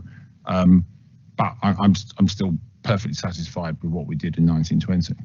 Okay, I think your comments towards the end there pick it up quite well. Yeah. I think it's important that you, when doing your audit, look at what Internal Audit and other things have picked up, and effectively kick those harder. And that there has to be a question. It's certainly not for this meeting in terms of materiality. I understand what you're saying, and I think the committee understands what you're saying about materiality. I think the taxpayer looking and being told that £2 or £3 million isn't material has a quite different attitude. Absolutely. To that. So I think we need to think about that, and perhaps we need to consider whether you set different numbers for materiality within different areas. That's not to discuss today. It's just a question to ponder. Philip Desmond, you have your hand up. Thank you, Chairman, for another bite of the cherry, as it were. I had a question for you concerning the, this is for Paul, please. I had a question for you concerning the valuation of land and buildings. You've got it on pages 100, 101 and 102 of the council papers. I can't see anything there. Please help me out with this. It's probably me misunderstanding how to read these things, but I can't see anything in there that considers the valuation for the airport, which is around about 2.5 million square meters. I can't see anything there for the area of land occupied and used by Cormac, which is around about 494,000 square meters. Anything for the Castle and Denas Quarry, which is 435,000 square meters, and an account of the internal office / working spaces that have been provided to Cormac, which come to in the order of 20,000 square meters. Can you help me out with any of that? Yeah, I mean, clearly what we have commented on and drawn out is the areas of particular challenge on valuation. So the HRA asset portfolio, which is hugely significant in terms of value of your assets. We mentioned that, and we've spent a considerable amount of time with your valuers on that. And the Tamar Bridge, which is maybe of less particular, less of importance perhaps, but a complex valuation challenge, and we had to get our own valuer to look at that. And obviously the airport, we were concerned from day one about things like going concern, and therefore how did that impact on its valuation, and we spent a lot of time on that, but we were able to get the various satisfactions around going concern, and therefore the process of valuation, and all of the other assets we've looked at. I mean, I don't have the list off the top of my head of the things we looked at, but we spent considerable time going through all the material assets, the asset valuation process around all of the issues. So all those items that have a significant material valuation in the accounts were looked at extensively as part of the audit. We can provide more detailed updates on that if committee would like to see that. But this report summarises where we've got to. But we looked at all the material assets and satisfied ourselves over that. An extensive process of looking at what your valuer has done, bringing our own valuer in. Our own valuer looked at both the Tamar Bridge, which is a specialist GT valuer, and then at the wider asset base, which was an external firm of valuers who work in the local government business. So we've done extensive work on asset valuations. I'm sure officers would back me up on that in terms of having to deal with the questions we've raised. So I'm satisfied with that position, but I haven't outlined every single asset that we've looked at that's material in the way that those type of assets you've raised, Councillor Desmond. But we can provide more detail on what we've done if committee wants that. I would be quite interested to understand how you value so much land and property which is occupied by Cormac.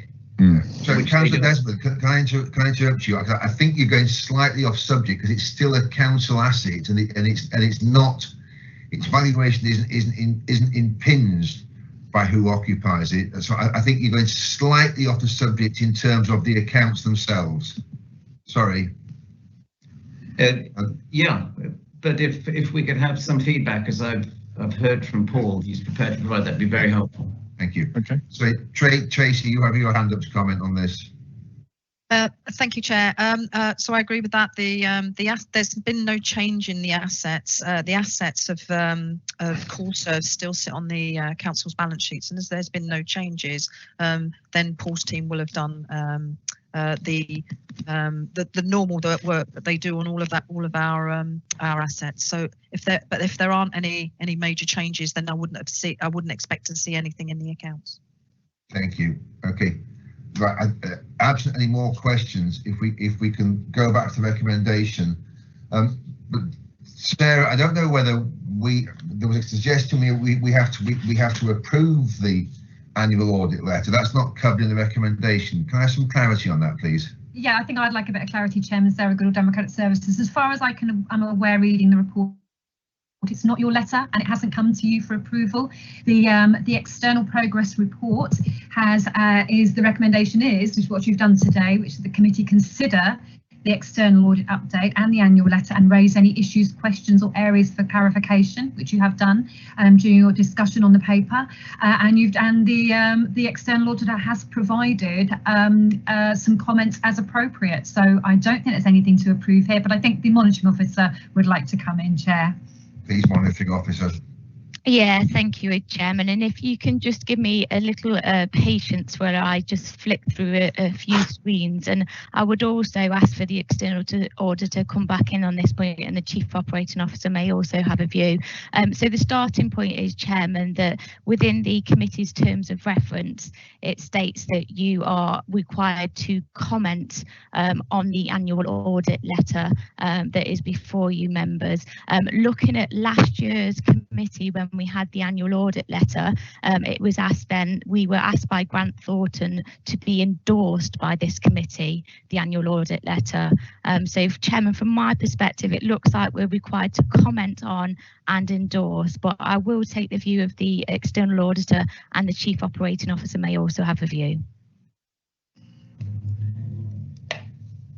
Just to be clear, Chair, my concern was when I referred to the draft status on the audit report that we might be deemed to be approving it.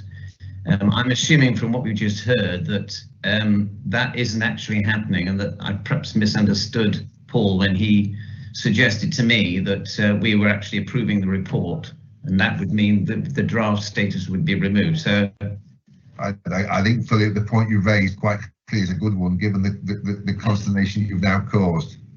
Sorry, Mel, do you want to carry on? Shall I just come back, Chairman? Can I just be clear what I said? I said that my view was that we were required to make any comments on it as appropriate and endorse it, but I did just want to check that with the external auditor. Yeah, I think the monitoring officer is correct on that.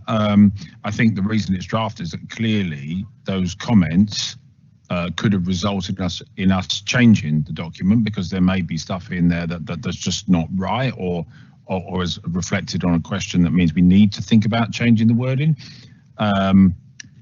So that's why it was in draft. It will be finalised in the same format it's currently in after this meeting.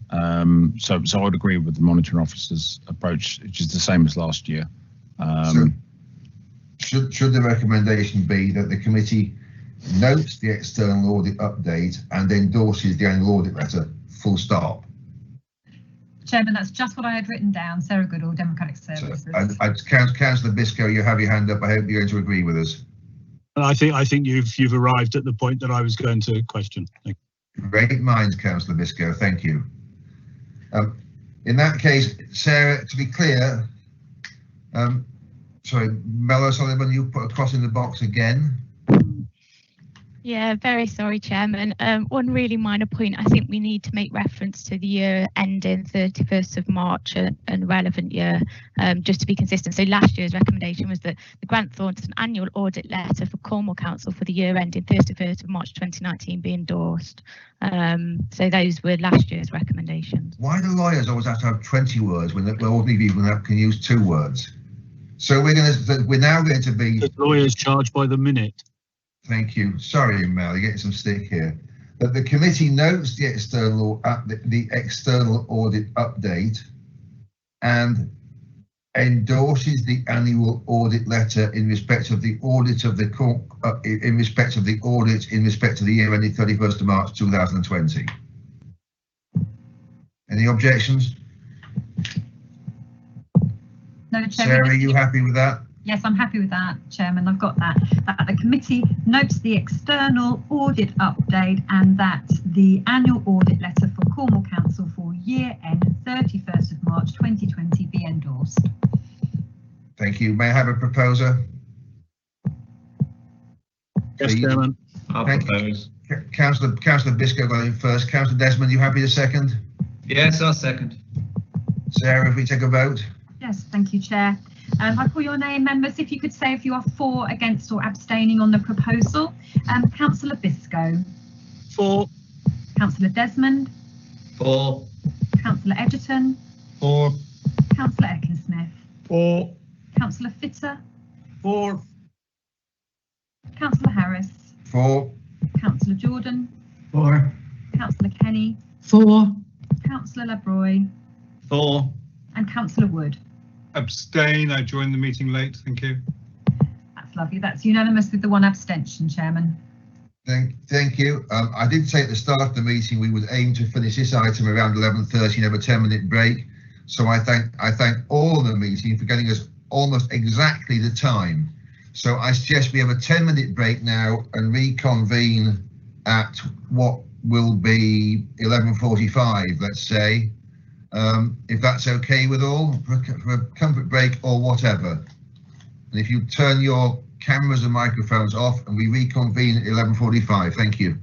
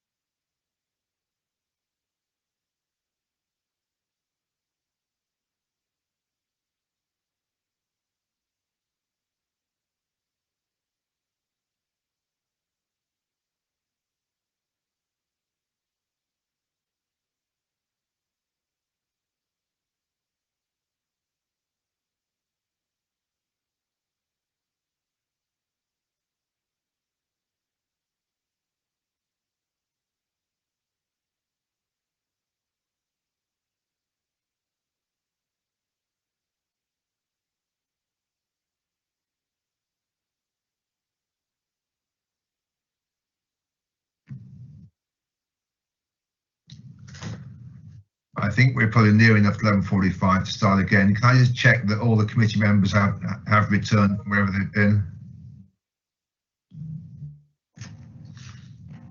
Chairman, Sarah Goodall, Democratic Services. I'm just having a quick check.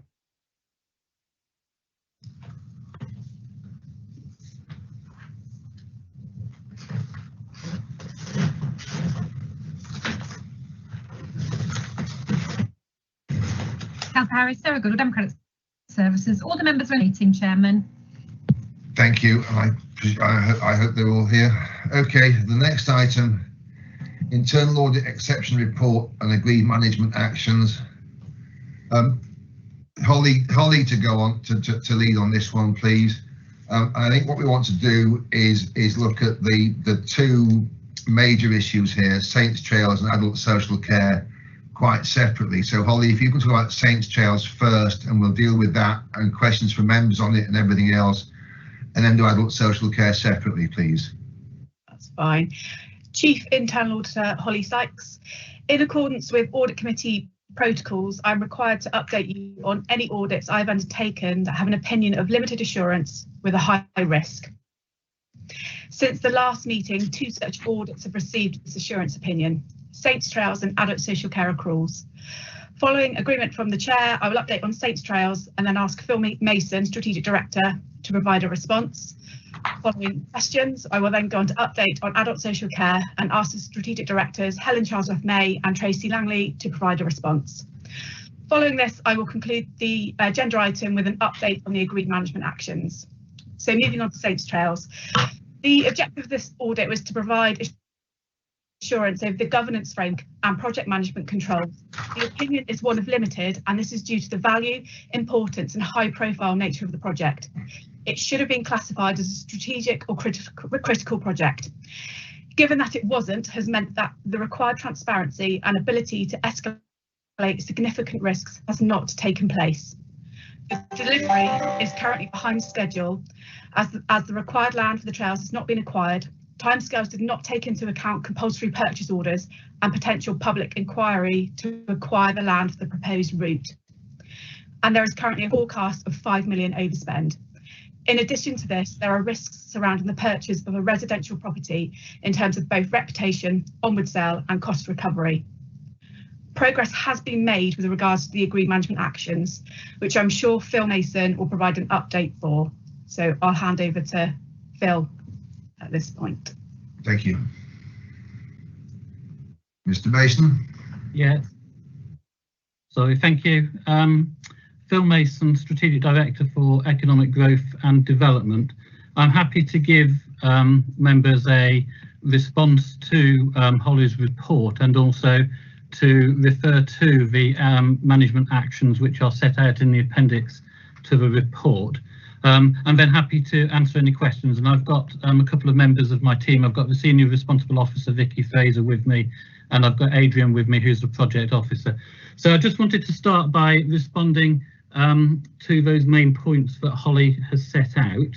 The first of which, that the governance of this project hasn't been correct, in that it should have been designated at the beginning as a strategic or critical project. And what that would mean is that the project reporting would report up through the council's directors team and onwards to cabinet.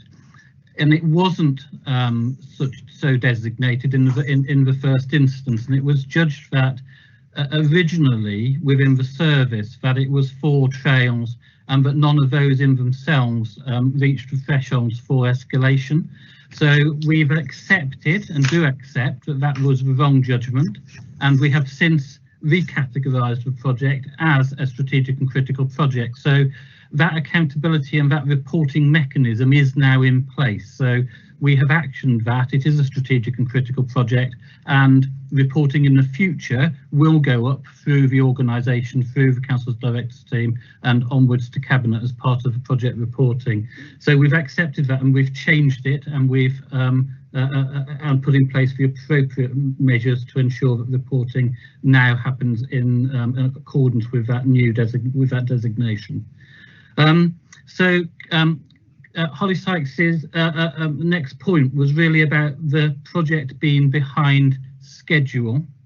And I would just like to go through that because the end date for this project has changed, and it's changed because of the complexity and what's needed to be done to deliver the project. So when we originally saw this project, which was essentially an offer of money from Highways England, it was the original offer was included an end date of 2021.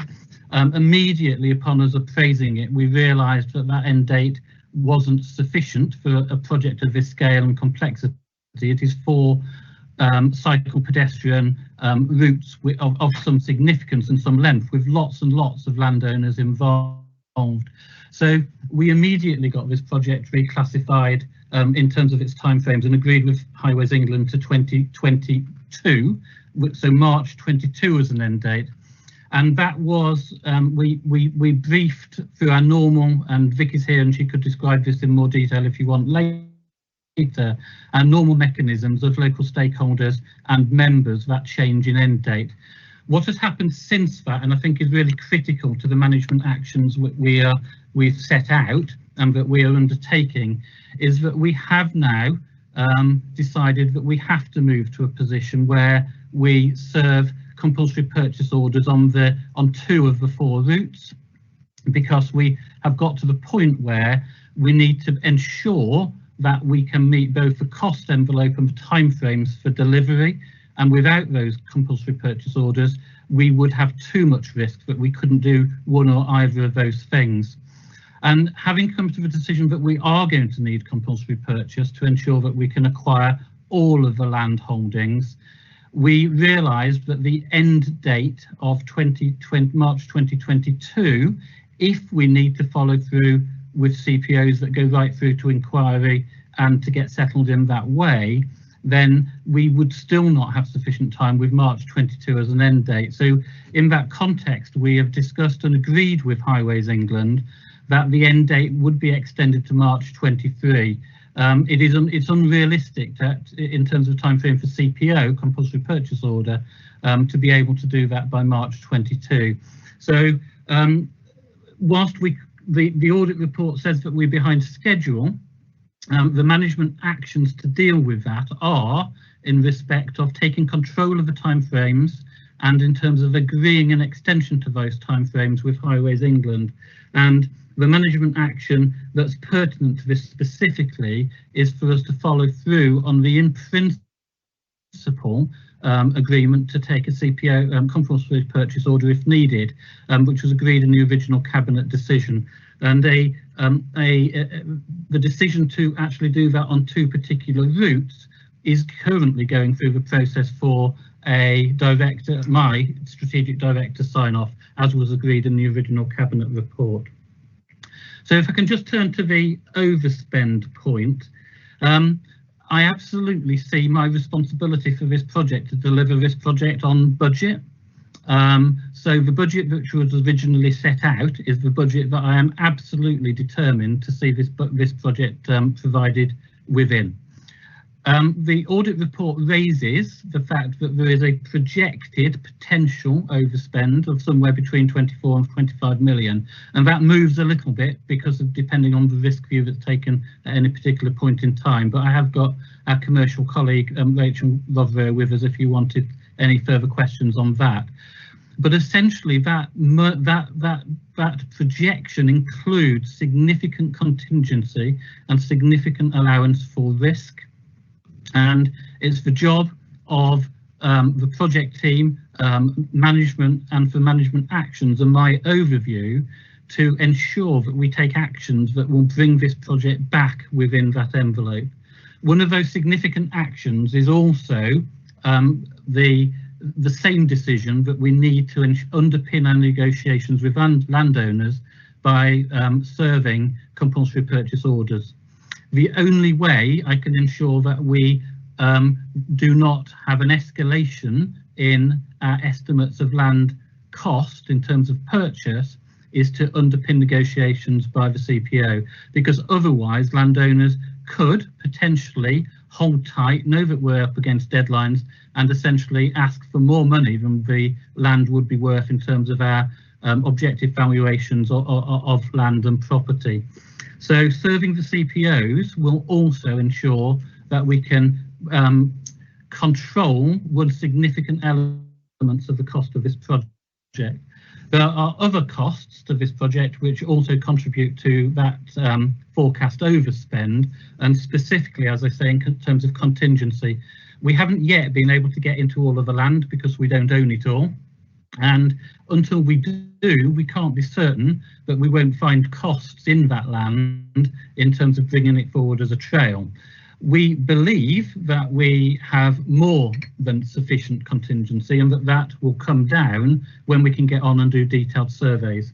But of course, you can never be certain that's the case, and you can never be certain that you won't find things that need to be funded from this project. So what we are doing at the same time is we are looking, and we will come forward with a plan of value engineered options, essentially, that we can take, which may reduce the overall quality of the trail to a degree, and therefore we wouldn't want to take them unless we have to, but actions that we could take in terms of value engineering to reduce the costs of some of the routes if we have to do that because we find that those extraordinary potential costs on land come to fruition.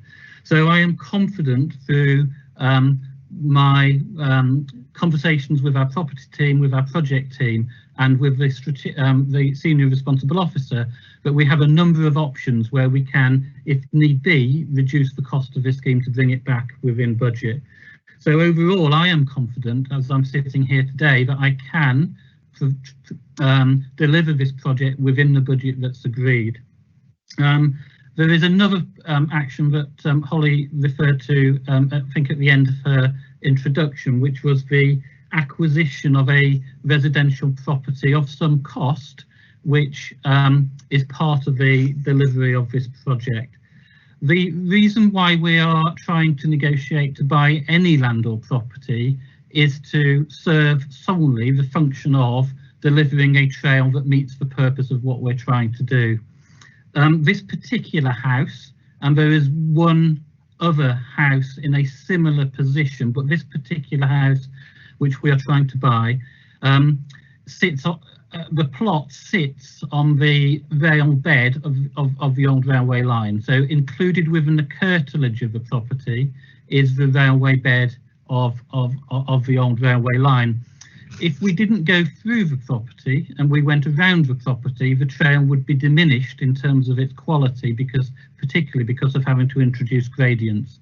So it has been an ambition of this scheme to ensure that we can provide a trail that has very low gradients, particularly to make it friendly for families and all people who want to use it. So it can be used by the majority of the public and residents. So the intention to buy this property is underpinned by the need for it in terms of delivering a trail that meets the purpose of what we're trying to do. We have taken a decision, which was my recommendation to the your Chief Operating Officer, and the decision was then taken by the Chief Operating Officer in line with the delegations and the constitution of the council, that we acquire that property, but subject to due diligence. And we are currently in the process of working through that due diligence, and there is some way to go before we will be in a position to finally say that we are going to acquire that property. So I've spoken to the property team about that, and I'm aware that they are having ongoing discussions and negotiations with the property owner, and in a sense that transaction is only part way through, because, as I say, we have to ensure that we accord with all due diligence before any acquisition can be made. There is another issue I just wanted to touch on, Chairman, with your agreement just before I close my remarks, is that there are tranches of funding for this project in terms of drawdown of Highways England money, and there were some concerns, I believe, around the ability to draw down this year's allocation of £5 million, which had to be spent or had to be seen to be forecast to be spent in terms of conditionality of the grant money, and therefore that imposes potentially a risk in terms of, and I think it's, we would use the words of clawback of that money. So I have spoken myself together with a senior responsible officer directly to Highways England this week and confirmed the position that had been confirmed to the project team, which is Highways England are content that the actions that we've taken so far demonstrably show that we are on target in terms of the spend of profile for this project. They understand that that includes certain acquisitions that are obviously subject to negotiation with landowners, but they are also cited on the fact that we have taken a view that we will want to CPO relevant land if we can't acquire that land by just normal private negotiation without that CPO. So I am confident that Highways England are in a position that we are going to draw down that money in February, and that we have met their expectations in terms of the spend profile. I am also confident that we will be able to resolve nearly all of the land transactions by negotiation, albeit underpinned by the CPO, because we have done a lot of work in terms of getting this project to this stage. Having said that, that's been in the context of COVID this year, last year, and that has made sitting around the table doing those normal things that you would to amicably agree land transactions really, really difficult. But in that context, I am confident that we're in a really good position with the majority of landowners, and I am confident that we have a plan in place and a strategy in place through the use of CPO to underpin the very last negotiations that we need to take place. So I personally would give an assurance that we will be able to, subject to CPO underpinning those negotiations, deliver this project within the revised timescale that we've now negotiated with Homes England because of the need to CPO. So that's all I wanted to say at the beginning, Chairman, if you're content with that, and then I'll be happy for myself or members of the team to answer any questions from yourself or the committee. Thank you.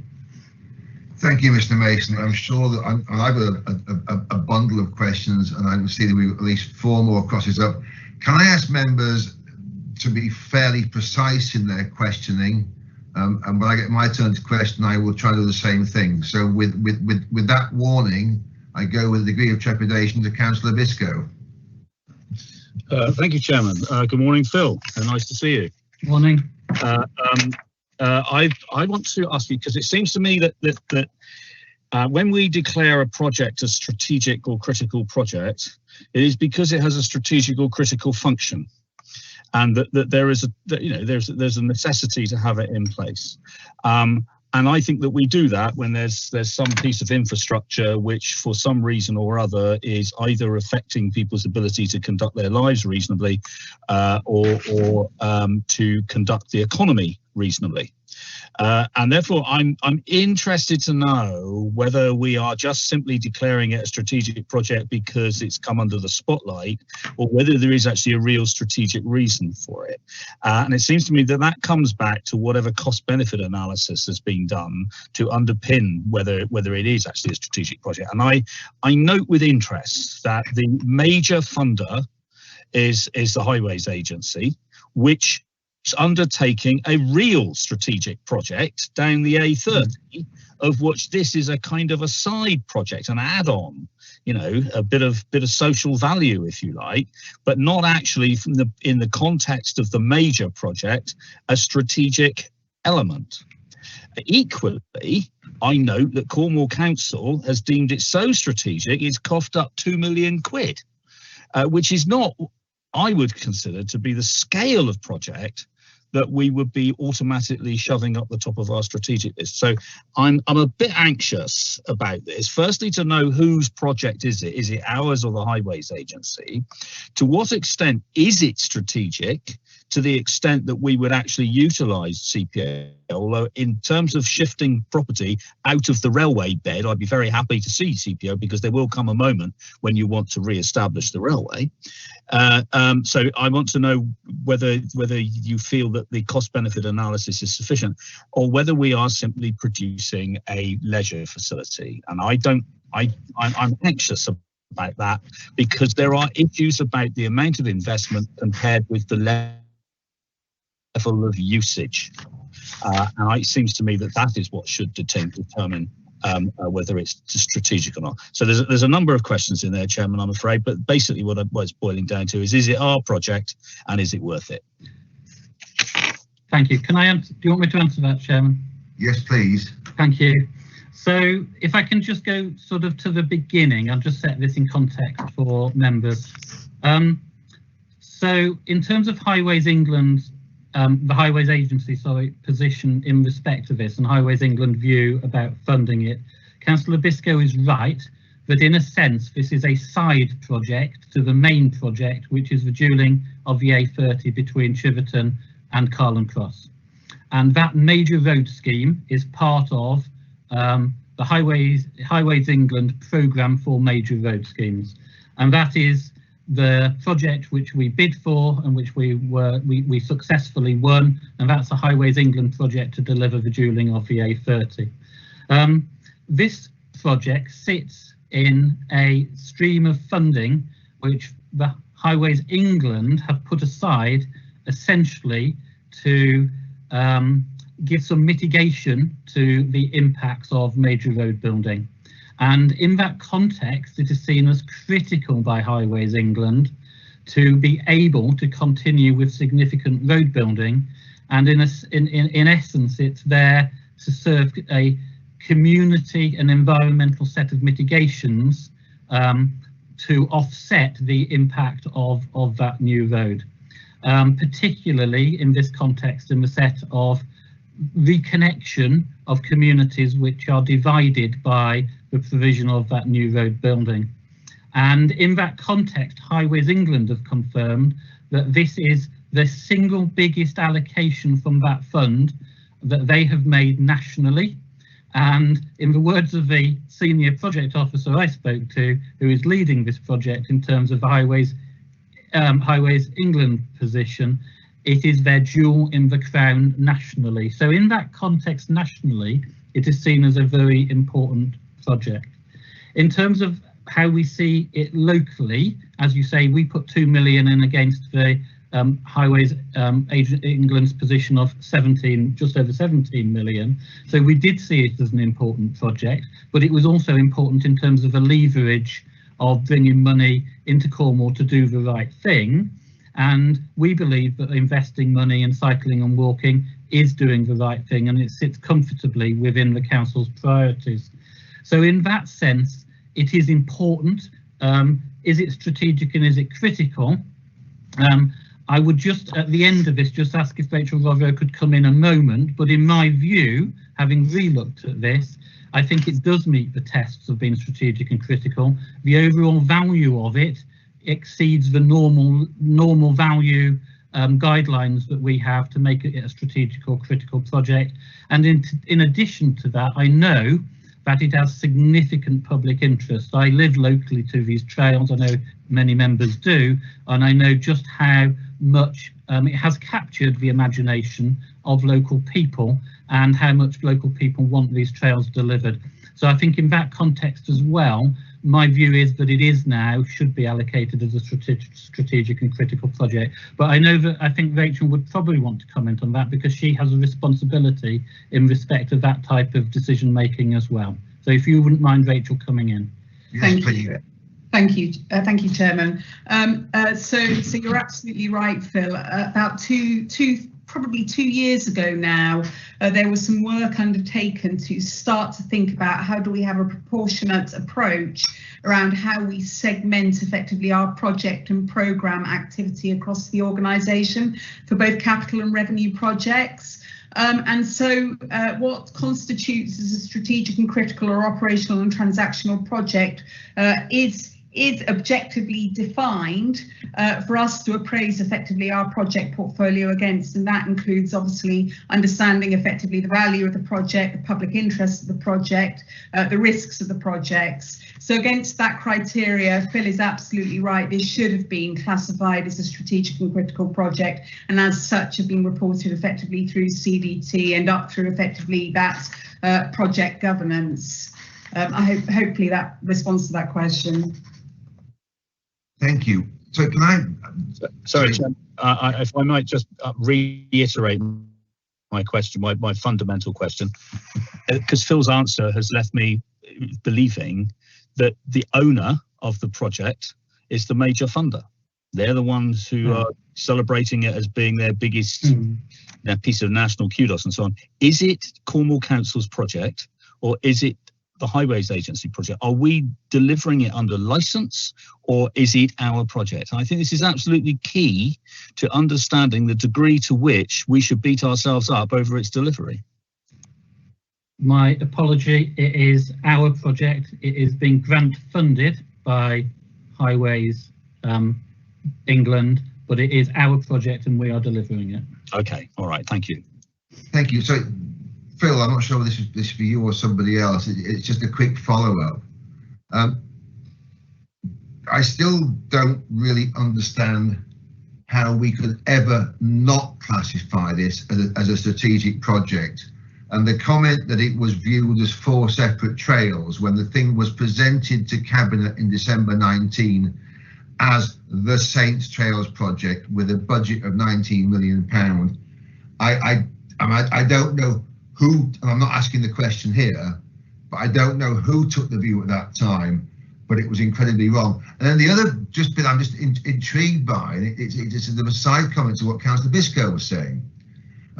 In the papers to Cabinet in December 19, it was made very clear, in fact, that this was a quite separate issue to the A30. It wasn't Highways England doing something to alleviate the mess this dual carriageway is going to cause. It was in fact quite separate. So that's just a point to note. But if I can move on with questions, the next one is Councillor Desmond, please, in brief. Thank you, Chair. I have a number of succinct questions, if I could put them to you, Phil. First of all, we were told with a press release on the 5th of February last year that work was underway in Goonhaven on the first phase of the new 17-kilometre multi-use trail between Newquay and Perranporth. Was that untrue? In the context of recent days, the portfolio holder was giving assurances that all was going well. If that is the case, why was the portfolio holder not aware of the reported 12 months delay and cost overruns reported in September 2020 of nearly 6 million? Do you want me to answer questions each time? Or? Yes, please. If you answer that question, I have a follow-up with two allied questions. Yeah, so just to start with your point around the press release about the Goonhaven works, there have been, and I've seen them because I had a walk round because somebody asked me to just have a look at them in terms of the quality of the works, but there have been works that essentially take the trail through and across the village and across the roads of the village. So within Goonhaven itself, there have been works essentially which form a section of the trail that allow people to cycle or walk more easily and more safely through the village. So that this is signposts and line marking. Sorry? That is signposts and line marking? There's a bit more than that. I mean, if we need to go into the detail, Adrian is here, the project officer, but it's a bit more than that. It's new sections of path, etc., across different sections. But it includes what you've said as well. But it does provide a link for the trail that you would want to be able to. So if you were cycling down a trail and you came to a settlement, how could you safely cross that settlement? It includes the types of works, bollards, etc., that would make it safe for you to feel to cross that settlement. And that's what that package of works was about. As I think in terms of your second question, The issue about the assurance and cost overruns, I'd go back to some of my introductory comments that my view is that we will not be we'll not be having those cost overruns, because we are, and we will continue to seek to impose mitigating actions to ensure that that doesn't happen. And I explained at the beginning that those are projections, and they're essentially projections of risk, and if we don't do anything to resolve those problems of risk. But what we are doing, and I am taking an overview of this, I am going to ensure that we do take those mitigating actions and that we do control those risks, and therefore we can come on budget. So in terms of our assurance, my assurance to the portfolio holder, it will be my assurance to the portfolio holder that we can, as a project, we have various ways in which we can bring this project in budget and into revised timeframes. But one of those key actions to do that is to be able to take and serve compulsory purchase orders, because it's the only way at the moment that I can guarantee, because of the nature of working with third parties, that we can guarantee that we will secure the land at the right cost and in the right timescale. So CPO as a single action is one of the most important things that we have to do here. And as I say, we are currently working through the process of serving the CPO on 2 elements of the 4 routes, because if we don't do that, I can't give the assurance that we will bring it in on time. But that was anticipated when we went to Cabinet, and that's why Cabinet did agree in principle that CPO could be taken if necessary. We will only ever do it if necessary, because we do want to work with people and buy property or buy land by negotiation wherever possible. My point about that question is this, that within just a few weeks ago, we were getting assurances from the portfolio holder, Jeff Brown, in this really difficult situation of telling us basically everything was going very well. There was no problems with the Saints Trail, but in fact, there were a whole series of problems. You're 10 months late and you're facing potentially an inability to meet the spend programme of 5 million by the 31st of March this year. Unless, of course, you're going to throw it all into buying property. So I want to understand the process whereby we have the portfolio holder telling us nothing to worry about, everything is smooth, going well, we're on target, but in fact, that is completely the incorrect picture that you've and the internal audit have described. If I was the portfolio holder and I saw this condemnation, I'd be quite upset. So I just want to understand the process, how he wasn't aware of this. But Councillor Desmond, can I interrupt you here before Councillor Mason, sorry, Mr. Mason comes in, I'm promoting him.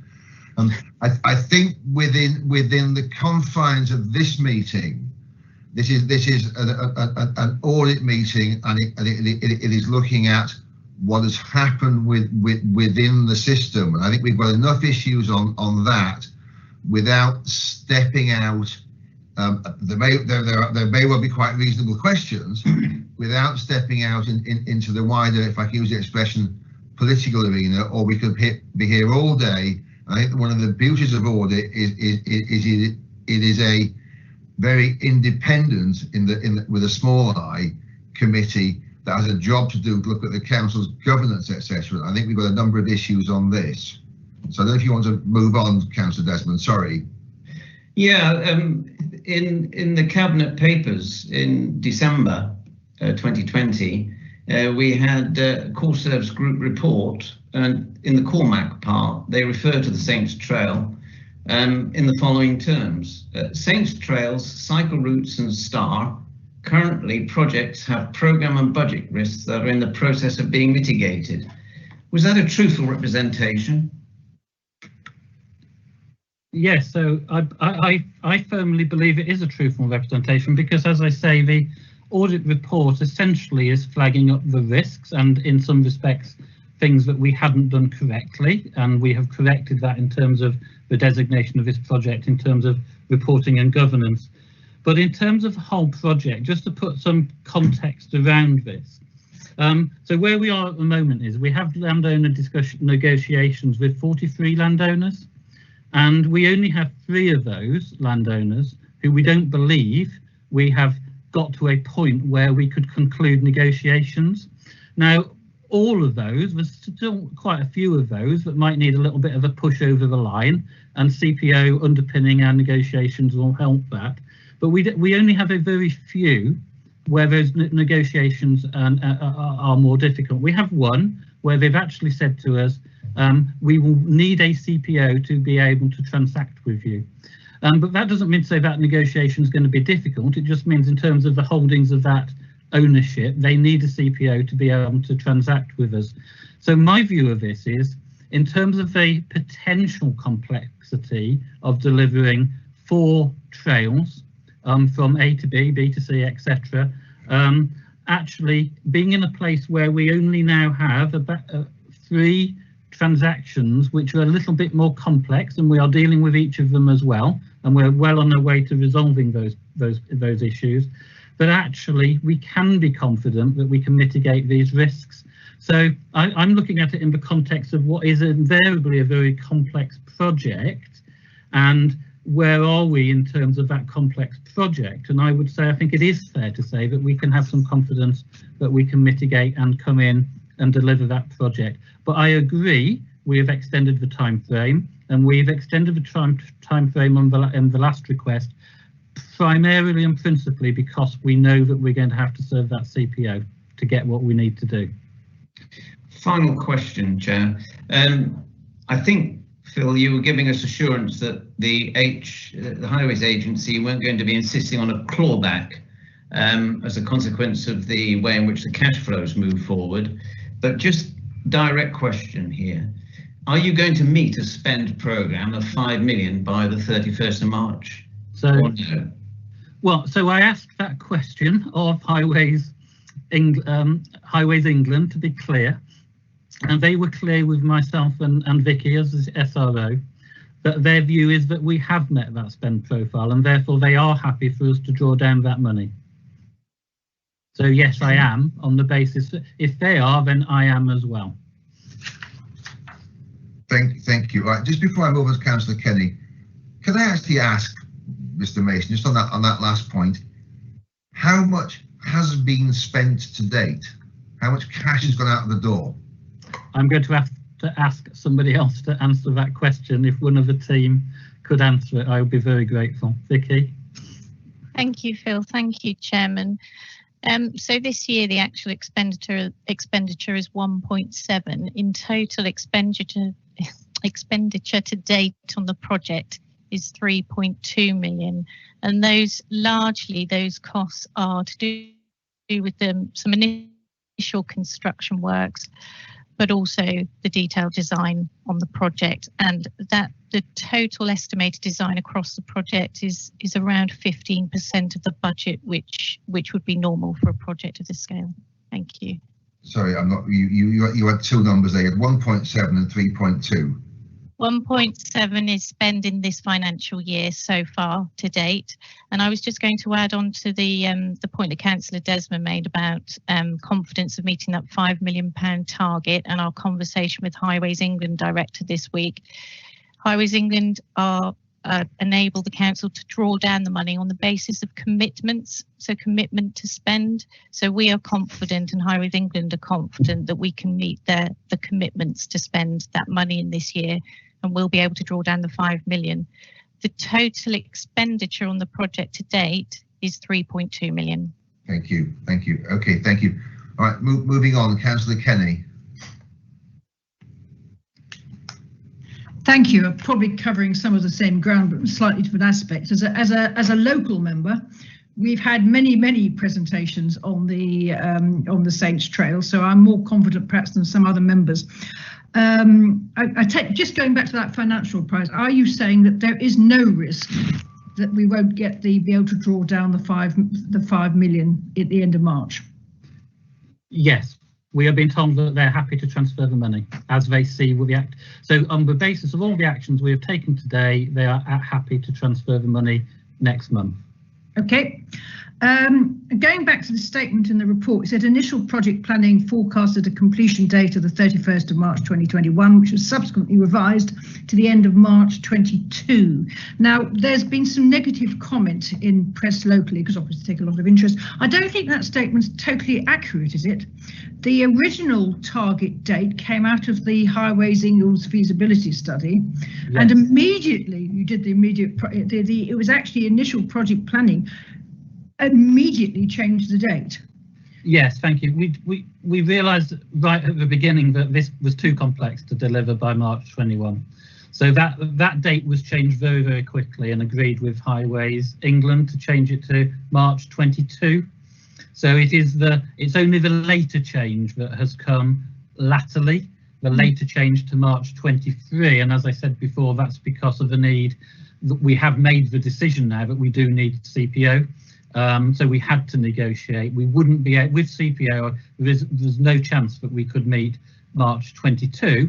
But if we don't need to CPO in the end, we just use it as an underpinning of negotiation, then I would hope that we would be able to deliver this project earlier than that revised end date. But yes, you're right. It was never settled on 21. We very quickly changed it to 22. And I think the other point that I would make about this is that our negotiations last year have really definitely been hampered by COVID, because when you negotiate to buy land, property, or you know, all of those things, it's a personal thing that you do individually with the people who own that property normally. Very rarely are they companies, but mainly they're personal ownerships, and you would go and meet those people, you would talk to them, maybe I would even go out, maybe the portfolio holder would go out and meet them, and we have been really stymied in being able to undertake those negotiations in the normal way, and I believe firmly that's what's really pushed this back and why we've ended up in a situation where we now need to go and underpin this with CPO, and but we're making every effort we can now to get those across the line. So the CPOs are basically concentrating the mind in the negotiations, because clearly... That's how I would see it, yes. But I don't want to CPO, I want to do it by negotiation. I still have a concern about that sentence, because I think it has misled some people. I mean, these are 4 different tracks. Are we having a large ribbon across all the tracks in 2022, or are we actually going to be open? I mean, is the Goonavon bit, for example, and I can, as a local person, I can tell you they did a lot more than doing signage. Are these bits open? Can you open bits earlier? Could you get Goonavon to Newquay done before you do Goonavon to Perranporth? So yes, we can get some bits open, as we've shown with the Goonavon section, because it's a logical piece of infrastructure that meets the needs of the community. So we've done it and we've opened it. I would be thinking about those people we need to negotiate with and where we are. I am hopeful that we could do the Goonavon to Newquay section earlier than March 23. I have a bit of self-interest in that, because I would love to use that trail to go from where I live into Newquay. But I also think that we should concentrate our efforts on getting the whole trail, all of the trails open as well. But we will not just wait till the end to open them all. Where we can produce logical parcels and sections, we will do that. And that piece of work we are doing at the moment to look at how we can package this up to ensure that packages of this trail, which are logical and serve a purpose for the community, can be opened along the way, yes. So the other figure that picks up is the 6 million overspend, but my understanding is that half of that is actually a different project which has been funded separately. So we're not looking at a 6 million overspend, it's a 3 million overspend.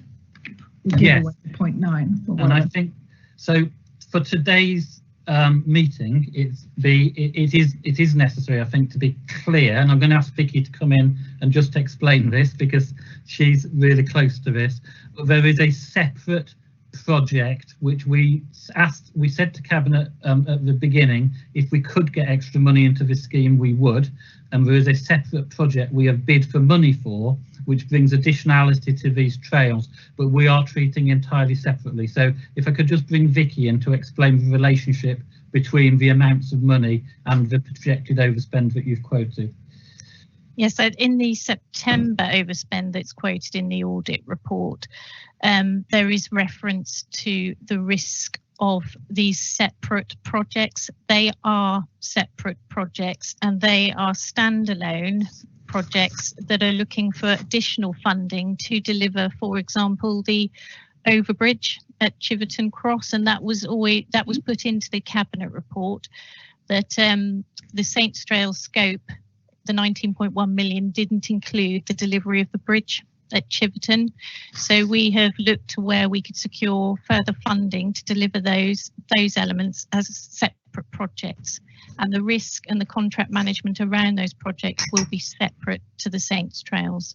And I'd be happy to do a separate briefing on the potential for the ESIF funded elements for members. But that extra spend is not overspend, it's a separate project. It's a separate project and a separate contract. And with the discretion of the chairman, hopefully, I just wanted to also make it clear that it isn't an overspend. There is no actual overspend. This is a forecast about what would happen if we don't take action to mitigate those risks that Audit have correctly pointed out to us. Yeah, and finally, as a Newquay person, I'm fascinated by the car park. Is that actually part of the? Is that actually part of the Saints Trail project? I assume it's the one that's going to be at the new end for Waterworld to the benefit of everybody else. I assume that's where it is, and they're going to reset. That surely is not part of this project. So I don't want to give a yes and no answer, so I'm just going to explain that, Chair. So when this trail was originally envisaged, and the Perranporth, we're talking about the Perranporth to Newquay section, essentially the funding was there that took it to the edge of Newquay. So essentially it delivered it to just above the Trevemper roundabout, if you know Newquay, on the western edge of Newquay. Technically colon. Well, it's yeah, but it's the edge of Newquay as we know it, isn't it? So we had discussions with locals and members for some time about our ambition not being to just allow people to sort of end up on the edge of Newquay and then find their own way in, but the need to actually take the route into Newquay to a sensible point. Now, there were some differences of opinion about how we would do that right from the outset. But I was adamant actually right from the beginning when I first saw this, and I know I raised it in the Community Network meeting, that actually we ought to try and get this in into Waterworld, because it seemed to me all the way along, and I know local members agreed with this, that a logical point for getting it into Newquay would be to take it to the Waterworld area where we have the zoo and Waterworld and the things that bounce up and down, trampoline park. So it has been an ambition to get it to there, and we have found ways through other funding that we can take it up along Treloggan Road and through the back entrance of Waterworld. You end up at the overflow car park at the Waterworld complex, and it is that car park that had been on our asset register in terms of needing of upgrading. Now, that might not have otherwise been a priority for upgrading, but because the trail is now going to end there, we thought we could take the opportunity to upgrade that car park within current spend. So we agreed with Highways England that we would use trail money to fund the upfront costs of funding the repairs and maintenance of that car park, but we would draw down money from later years when we had got it to pay that money back into the trails money. So it was just an opportunity to get the car park upgraded early, using the trail money that we needed to spend to get to meet the spend targets, and then we will repay that money back from the money that we have available within our highways maintenance and car parks budgets to pay back the money, the equivalent amount, so that the trail still has the original amount of money available to it. But it wasn't just any old car park, it was clearly because it was the car park where the trail is going to end up. So presumably you're anticipating that that car park will be used a lot more because it's the end of the trail, yes, and that will provide you some of the extra income to pay for the maintenance. And it's the logical place that people would. Perranporth is another logical end, isn't it, to the trail, but it is a logical place where people within or around Newquay would come to park to start, embark and finish their journeys on the trail, yes. Yeah, and as you say, that then generates car park income, etc. And there are commercial opportunities around that end. Right, thank you. Right. Sorry, Councillor Wood next, please. Just a short question. I mean, serving as CPO is standard practice when you have multi landowners, because that prevents ransom strips from being created. But it would appear that one landowner who is digging his heels in, as you and I know, is going to want to go all the way to with the CPO, which could lead to a public inquiry. 18 months then would be optimistic. Can you assure us that Highways England would tolerate a public inquiry? Have they made any comment on that? Because that is somewhere where we could be vulnerable if this person insists on going all the way to a public inquiry. 18 months is optimistic. Thank you. I'm hopeful, because I would always hope that we could do a private negotiation on all pieces of land. But as you say, as you narrow down those to very low numbers, there is always a possibility of one. I don't think there is more than one possibility, to be honest, at the moment, that we might end up in an inquiry. But Highways England are very cited on the fact that we may need to follow CPO and we may need to take it through the whole process. So we have had that discussion with them, and they understand that that may have to be the case, but they are absolutely, for the reasons I set out earlier, committed to the delivery of these projects, and they want to work with us and they want to help us deliver them. So yes, is the answer to that question. Thanks very much. Thank you. Thank you, Chairman. Thank you. Councillor Fitter. Thank you, Chairman. Phil, I was going to actually address the question that John Wood has just addressed to you about the eventuality of going to a public inquiry, but presumably in actual fact that if it comes to that and you're trying to work on the prognosis that it doesn't, but if it does come to that, of course, that does not preclude you, of course, from crashing on and completing a good 95% of the trail, doesn't it? So that, you know, that literally if we are involved in a public inquiry, and I take John's point entirely, that was what's turning me, you know, it could be 18 months with pandemic and the queues at the High Court, etc., probably 2 years, but it doesn't preclude you from delivering the majority of the trail. Is that correct, sir?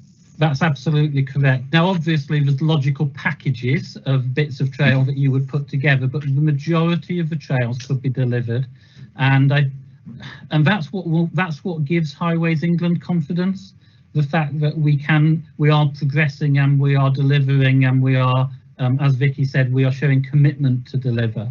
So Highways England take confidence from the progress that we're making. So right down the line, if there's one landowner and it's still going through public inquiry, what would their view be? Well, if we delivered all that rest of what we said we were going to deliver, of course they would want us to get it over the line. Yes.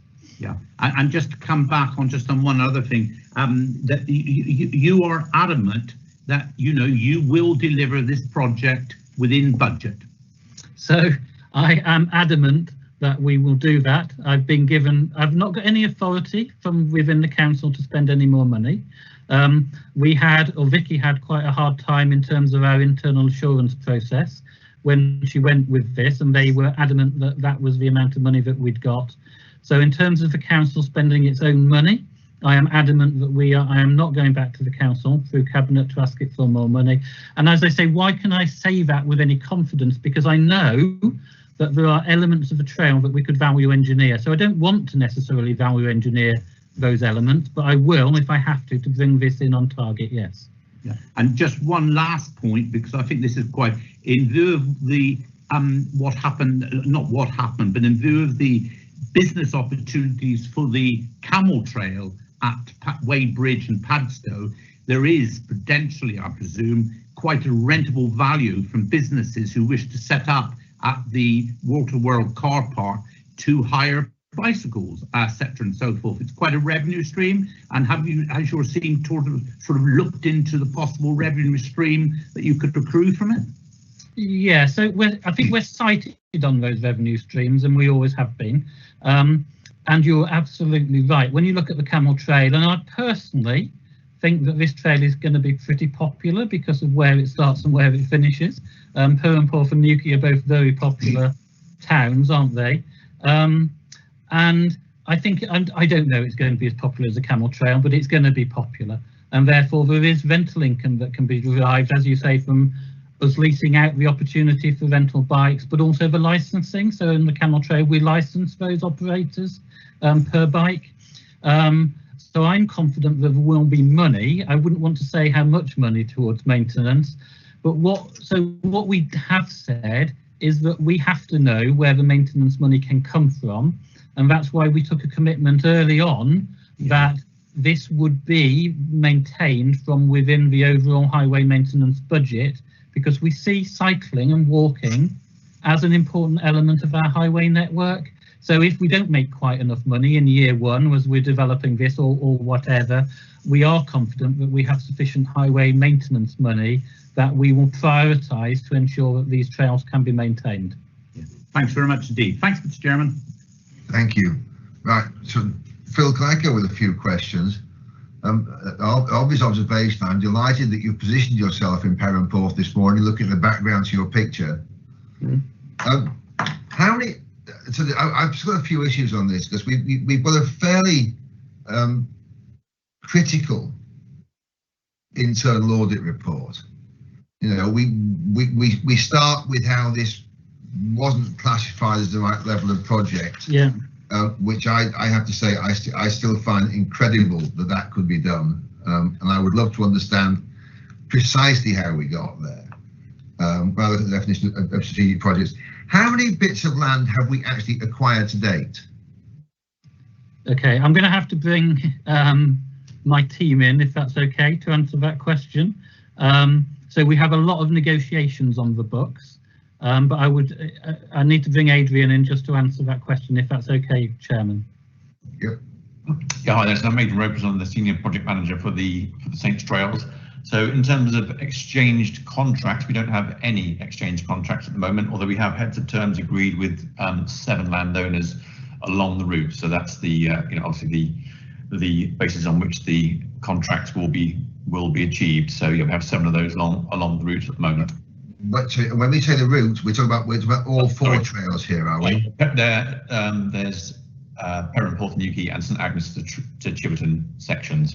So there were, yeah, it's 3 on St Agnes to Chiverton and 4 on Perranporth, Newquay. But in fact, we have 4 trails.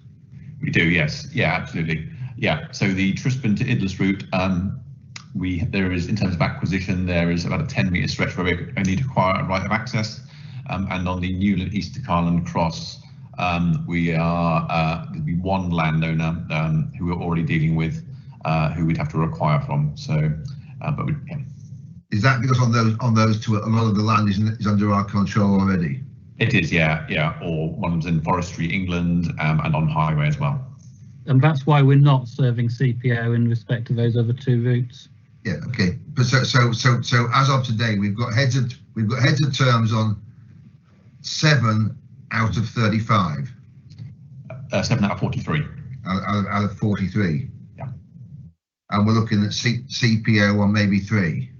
You think? Yeah, that's correct. Yes. Yeah, that's what I was going to say. We have 2 on St Agnes to Truro scheme refusing to negotiate at the moment. So evidently we need to get to CPO with those, and as well as there is a risk that we, as Phil has said, we're hoping to negotiate those and continue negotiations. So that's still somewhere away. Okay, can I come back to budgets, because I'm incredibly confused now. The original budget is £19 million, of which 17 million is from Highways England and 2 million is from Cornwall Council.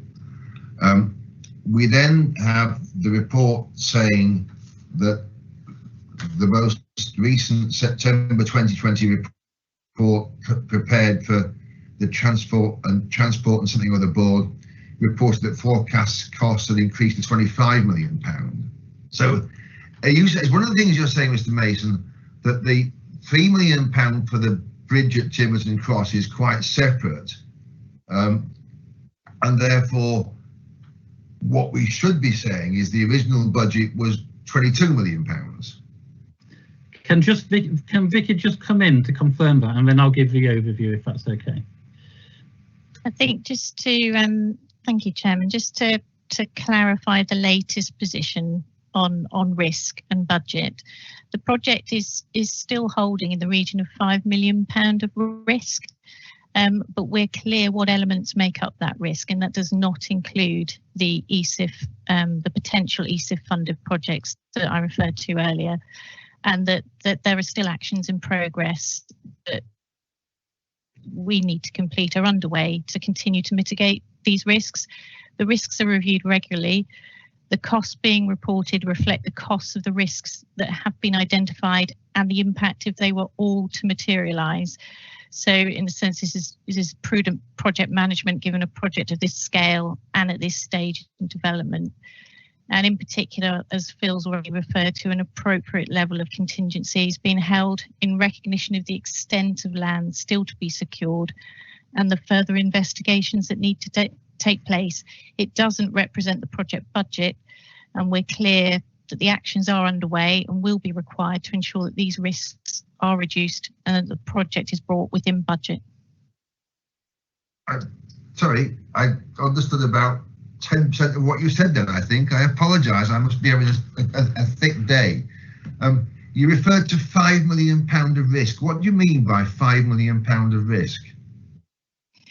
So there are items on the project, given the amount of land we've acquired and the amount of contingency we need to hold still on the project, that if these risks were to materialise, such as land costs were to escalate, but this is why we've put the intent to CPO in, or if there were unknown conditions in terms of the land, then if those risks were to materialise and we needed to use all that contingency, then the project would be over. Then that leads to that £5 million of risk that is being held. We are mitigating, and we have actions in place to mitigate against those risks. And the largest work that we're doing is continuing to secure the land and to design the routes and to then, when we have access to land, understand the conditions of the land. So it's a risk register, it's a costed risk register that is held against the project, but we are continuing to mitigate those risks as the project develops. I'm getting nearer to understanding. Can we come back to this £3 million, as I understand it, £3 million for the bridge at Tiverton Cross? Is that within this budget or what? No, it's a separate amount of money to add on to the overall budget to do two main enhancements to the St Agnes to Truro Trail, one of which is to get across the A30 by way of a bridge, and the other, I think, is an off-road section, Vicky, isn't it, along the main road corridor. So that's an additionality that we bid for separately to make that trail better, but they are not included in these amounts of money. So they're not included either within the budget or in the forecast? Oh, yes, that's right. So okay, so the 19 million and 25 million pounds we're talking about here are not affected. Neither of those numbers include that £3 million. Yes, that's an additional project to sat on the side of this project. So it's a bit of a red herring, really. And it will be delivered separately as well by separate contracts. Right. Okay. You mentioned contracts, and this is a question that just intrigues me. In that both for the car park in Newquay and for the one of the main trails, you were talking about going for a direct award to Cornwall to carry out these, and I don't understand what given the size of these things, why they're not going out for tender. Could I bring Rachel in, who's responsible for that area of commissioning? Yes, thank you, Chairman. So there was a commercial strategy to underpin the delivery of this. It obviously went and has been reviewed by ICB. In terms of the first package of work, there has obviously been a direct award in respect of that. In terms of that direct award process, there was an awful lot of work that went on around making sure that effectively we had external cost consultants to undertake effectively a value for money assessment of that direct award to make sure that they were within the market rates for that stretch effectively of the trails. So it entirely fits with effectively the scope of the works that we would be expecting to commission through Cormac, but clearly there's been extensive due diligence about making sure that they comply with market rates. Sorry, I'm not sure that answers my question, because I mean, sorry, I can be cynical here and say consultants will give you whatever answer you want.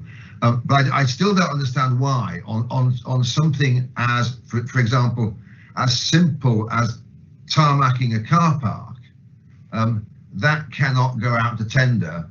It to me is as easy to put it out to tender as it is to pay a consultant to advise you that what Cormac tell you will be their charge is the correct amount. Yes, so as part of the business planning process with the CoreServe group every year, we identify in line with the requirements of effectively what the business will be doing, which bits of work effectively we will be going through an IDA process for. Now, that IDA process clearly has a robust value for money assessment. And as part of that, the strategy at the moment is that we will be working with Cormac to be able to deliver the Saints Trail. And that's part of their business plan. And it's part of the priorities that we've agreed, rather than going out to the marketplace. We are drifting off what we're doing, and I'm about to do what I accused Councillor Desmond of doing earlier. But I think it's a question that needs to be raised separately, because I'm still not totally understanding this. But equally, I don't want to hijack the discussion. I have a couple of other questions, but I see that Councillor Jordan's got his hand up. So Councillor Jordan, do you want to go, please? Yes, I'm getting a bit bemused like you, Mr. Chairman. One question I would like to ask is, if the CPO fails at the last stage, what contingency have you got in place to move the footpath so that we don't end up with a piece in the middle where nobody can access? Yeah. So if I could ask Vicky in a moment to comment, but my view of that is that there is always a way around a property, but it isn't what you would really want to do to deliver the trail. The problem with some of these sections is that they are very steep either side, so a contingency of providing a route around a property is not what we want to do, because it would introduce gradients, which we'd have to have long stretches of sort of zigzags and diagonals to get around. So there are ways around these issues if we have to, but it doesn't provide for the trail that we want to build. So we absolutely, you know, if we could go around easily and it was and it didn't compromise the quality of the trail, we will. But where we can't go around easily and where it would compromise the quality of the trail, we would only do that as a last resort. And as you say, in the particular case that we couldn't secure even through CPO. I don't believe that's going to be the case, because I think we have a very strong argument about the public interest requirement to make this trail a usable trail by the majority of people in society. So I think we have a very strong case for CPO, but you're right to say there is always a possibility. So in that case, we would have to go around. So you have got something in place as well, I wanted to know. Thank you. Okay, Councillor Kenny, you've indicated again. It's very quickly, I didn't want you to set any hairs running when you said you were going to tarmac the car park. Vicky's actually promised to send local members comments about the car park, but I understand they're not going to tarmac the car park, which is a well-known dog walking area, so that's not happening as far as I know. I think it's a different surfacing, but it's outside this project, but I just wanted to correct that statement. Thank you. I think I can understand, in terms of this being a public meeting, that I may have said something that would set some hairs running. The car park is not all tarmac, because there's large swathes of grass, because it serves as an overflow mainly in the summer. The intention is not to get rid of all that grass, no. It will still have the same character it has now. And I apologise. I think I used the expression tarmac, and the expression in the papers is resurfaced. So it's probably, Phil, if it's you, it's also me using the wrong word. Much more likely to be me. Councillor Desmond, you had your hand up again. I hope it's as short as Councillor Kennis. Just before me, there was Paul Dossett. Sorry, thank you. Mr. Dossett. Thank you, Chairman. Just an observation rather than a question. I mean, obviously, across the local government world, there are lots of companies that are sort of owned by the council and provide work and services. And Rachel's obviously explained the due diligence process and how you went through that. We have observed elsewhere that sometimes councils have awarded work directly to their companies without any such due process. So it is always, I think, a matter of not concern, but a matter that needs to be considered appropriately by councils, that making direct awards, it passes the value for money test in every appropriate manner, and that it's subject to appropriate scrutiny. So I just made that observation from experience elsewhere, where process has not always been followed in the way that we would think was good practice. And I'm sorry, I must jump in with a quick, quiet side comment here. And there has to be a way of demonstrating that process is open and transparent to members or whatever, to alleviate any questions about it. But that's a side comment. It was a bit sneaky. Thank you. Anything else, Paul? No, he's gone. Yeah. Sorry, Councillor Desmond. Yeah, thank you, Chair. Very similar lines of discussion in terms of the question I want to ask. On page 133 of the papers, reference is made to a design and cost review underway, ensuring the project is within budget, is contingent on securing ICB approval to award the contract to Cormac via an IDA. And in the progress column, it says that ICB has received papers requesting approval to award an IDA to Cormac for the Course and Agnes to Chiltern scheme.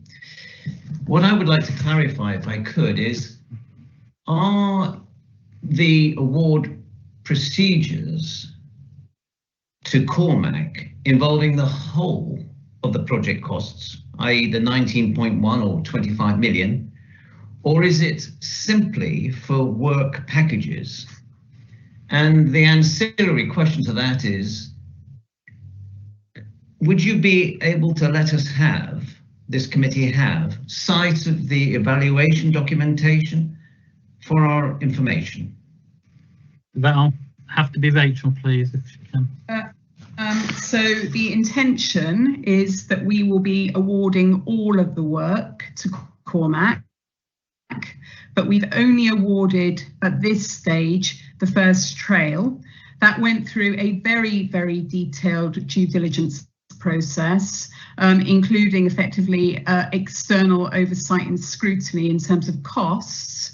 And I don't see any reason why we can't provide the information around the presentation that went to ICB, which again is part of the scrutiny process around our awards to providers, in line with our contract procedure rules, which form part of the Constitution, around how we treat direct awards. So I don't see, unless the monitoring officer is able to advise me, why we couldn't share that direct award process and the scrutiny that went through to this board. I think that would be incredibly helpful and would probably deal with at least half of Mr. Desmond's concerns and 25% of mine. And Councillor Desmond, you're on mute if you were trying to say something. No, he's gone. Okay. No, it's fine. I did want to ask just one last time for clarification. Are we talking about Cormac being given an award, direct award for the whole of the works, 19.1 million? I wasn't too clear whether it was just for a part or for the whole lot, of which a part is to be awarded in advance of the whole package.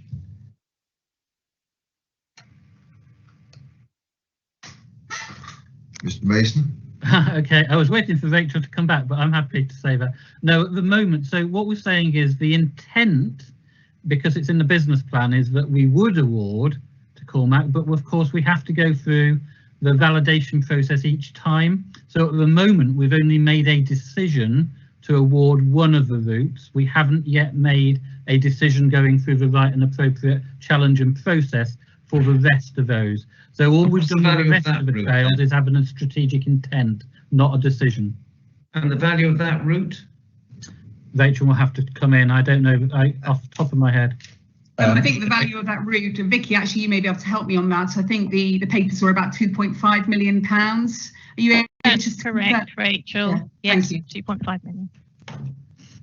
And what I would just add to that, Chairman, is that because I was sitting on the other side of the table in terms of when this was presented at ICB, is that ICB were very, very clear in terms of kind of challenge back to Phil and Vicky around this, that they had no mandate in terms of contract award to exceed effectively the budget envelope that had been identified for this.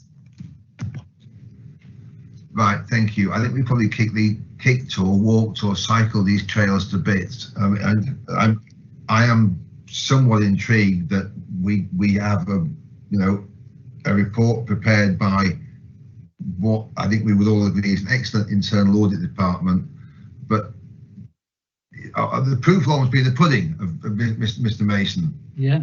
You're sitting there telling us that your one set of forecasts are saying it's going to be £25 million, but you're confident you get it down to £19 million. Is it going to be reasonable? We'll within our recommendations to ask you to come back in 3 months to update us on this. I have no objection to that at all. Right. Well, okay. We'll get to that with the recommendations. I will be honest with you and tell you my biggest concern is how on earth this never got classed as a strategic project in the first place. And also, so one more question. Sorry, on the governance aspect, it's clear from the papers that this showed up on the red list of risks at the August 20 meeting of the Transport and Infrastructure Project Board or something like that. Yeah. So if you've got a red risk coming up at what I would call a more junior board than the council directorate team, where does that red risk go to, and who then reviews it and says what's going on, what can be done with this? Because from what I can see from what internal audit have said, is here was a red risk and nothing happened with it.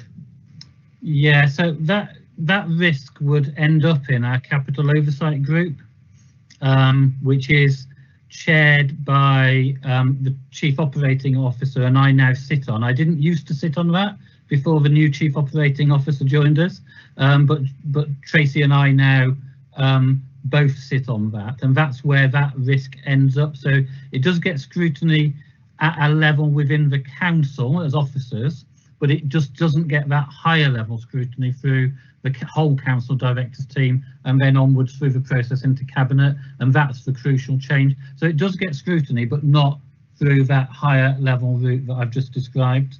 So the follow-on question, but perhaps not for today, otherwise we'll bore you stupid, is what did Capital Oversight Group do when that red risk came to it? Yes, and well, so without going into the detail, it is about those mitigations and actions that we have been talking about.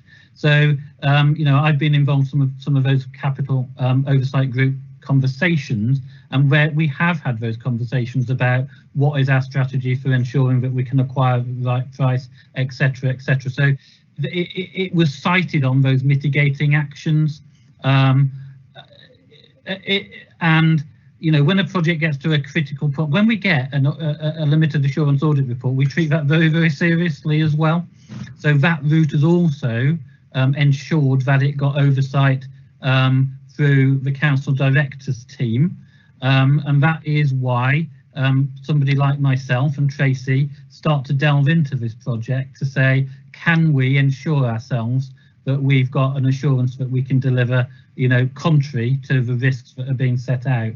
So that is why we are directly involved. That's why I've come here today, because it does need me to come have a look at it, kick the tires of it, as you say, or the bike wheels in this case, to be able to give you that assurance. So it does escalate it within the organisation, and that's what we've been doing. But it is those mitigations which we are following through as quickly as we can that have to be followed through, and I will be giving that, and I know Tracy will as well, be giving that all of our attention as we move forward, and I am happy to come back in 3 months' time to tell you where we are. Right, thank you.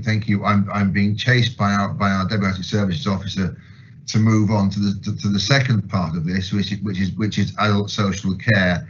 The plan is that the live stream broadcast has to stop before 2 o'clock and then can restart again. So if we can deal with this issue and finish this item by 5 to 2, and then perhaps break for 15 minutes to change live stream and also get a sandwich or something, it would be great. So Holly, back to you, please. Thank you. I'm going to go. Thank you. And your team. Thank you. Thanks. Thank you. Thank you, David.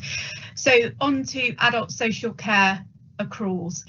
Internal Audit undertook a review with a specific focus on the adequacy of the accruals included in the 2021 budget to cover backdated payments from prior years. Accruals are created to cover known commitments and purchase orders yet to be invoiced. However, the Directorate received further claims from providers and vendors which have not been included within the accrual. Whilst the methodology has been revised over time with much work from officers to address the underlying issues, the value of the accrual remains insufficient despite this happening previously. Internal Audit analysed 50 backdated payments with a value of approximately 2 million. Our testing didn't highlight any payments that were not bona fide, but did show a number of reasons as to why this has happened. The main reasons and root causes include late supplier invoicing, uplift negotiations directly with commissioners, and that the continuing trend needs to be addressed by officers to ensure joined up decision making between finance and adult social care, as well as between commissioners and the budget holders within adult social care, is working robustly. The value of the accrual had already exceeded by 3 million as of the 31st of October 2020, meaning the accrual was not sufficient despite the amended methodology and the work undertaken to avoid this. I'm going to ask that Helen Charlesworth-May and Tracy Langley are here to provide a response in respect to this internal audit work. Can I, just before we ask those two to comment, can I just be very clear on one question?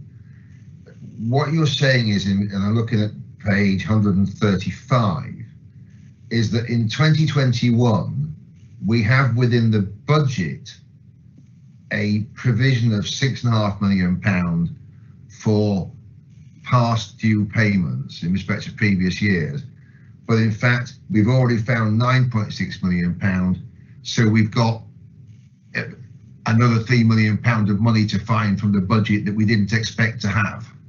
That's right. Right, thank you. Okay, I don't know who wants to comment next. So Councillor Harris, it's Helen Charlesworth-May. So if I just do a brief introduction and then happy to hand over to Tracy if she wants to add anything. So the report in front of you sets out a series of issues in respect of the closing of the 1920 accounts in adult social care. As you can see from the report, the actions to address the problems are the responsibility of both the Adults Department and the finance team working together. As you will be aware, early in 1920, a significant issue emerged in respect of discrepancies between the reporting of activity information and financial information. This led to payments being made in 1920, dating back to up to 7 years. In response to this very significant issue, work was undertaken during the last 6 months of 1920 to ensure that every person known to the department had an up-to-date, open record with an accurate financial commitment. In addition, all potential financial risks were identified, by which I mean that where we knew we had a dispute, a review pending or a referral emerging, we made an estimate of the financial risk. We also instituted a new process to ensure that any potential financial commitment arising from any referral was recognised immediately before any assessment or package was conducted and agreed. There is no perfect system for this, but it was considered amongst the people working on this group, which included senior officers from adult social care and senior finance support staff, that the chief risk of this approach would lead to over-accruing, not under-accruing.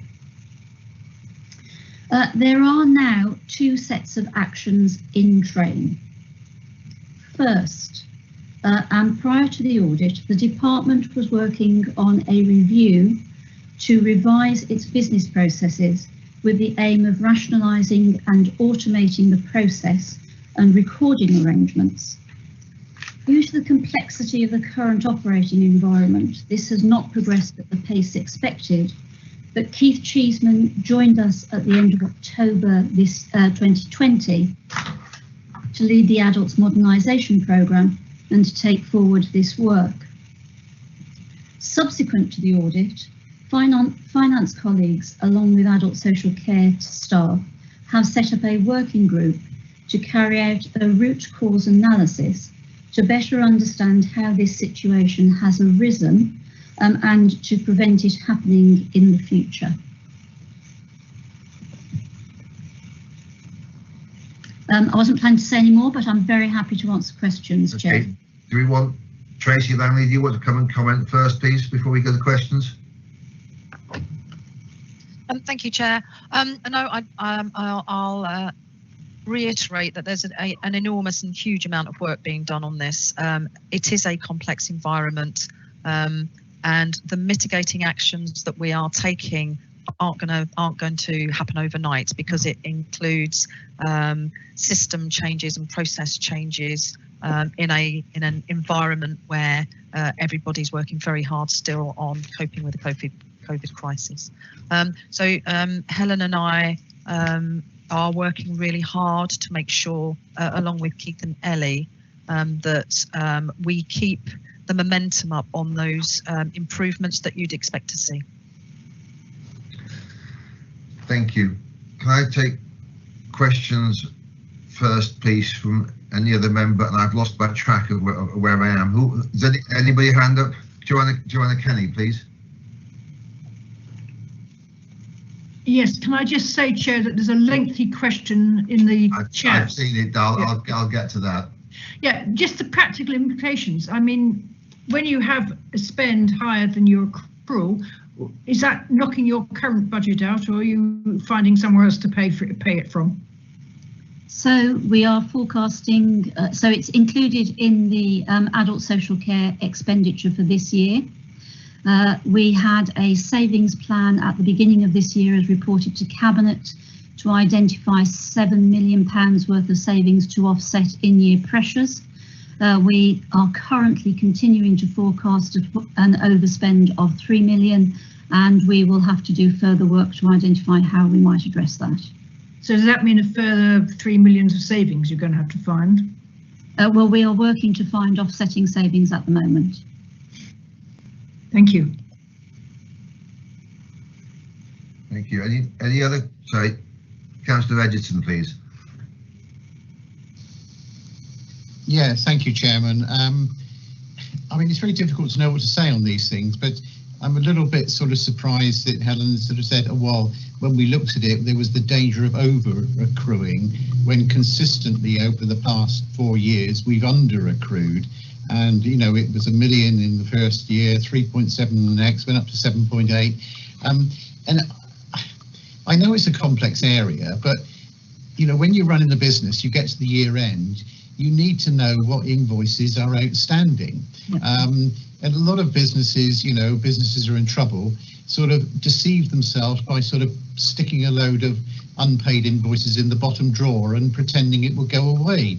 And it just seems to me that that's sort of basically what we've done, is that because the budget's under pressure, well, the last thing we want to do is sort of look at these other invoices which are probably going to come in, but they haven't come in yet, so therefore we'll ignore them. And I just think it's, I don't know how you solve this, but other than the complete honesty of, you know, at the year end, you need to know what it is that you're due to pay people. And yes, unexpected things will sometimes come up. Somebody will be suing us for failing to provide a package, and we end up losing money in a court case or something. But the scale of this is just staggering, and it just seems to be a systemic failure on, an attitude of let's sort of roll the problem over to next year. All our problem is, our motive is to try and get through this year, close the books for this year, and then if something pops up next year, well, we'll cover that when we get to it. And I don't know, I'm just flabbergasted how year after year we seem to be in the same boat, and we're always surprised with it. But what the answer is, God only knows. So, Councillor Edgerton, I'm absolutely clear that that is not what we did at the end of last year. And so that point about making sure that we recognised every single person that was in the system and all potential financial risks. So we looked at an individual where there was a review outstanding. We looked at the likelihood of their package changing, and we looked at the likely financial impact of that package changing. And we genuinely thought, having been through everybody, that the most likely outcome was that we would over accrue and not under accrue. I agree with you, there is absolutely no value in pretending that there are invoices outstanding that we can get away with not paying, because clearly we can't. But I mean, I would just want to confirm that we went through everybody in order to ensure that every invoice and potential financial risk was identified.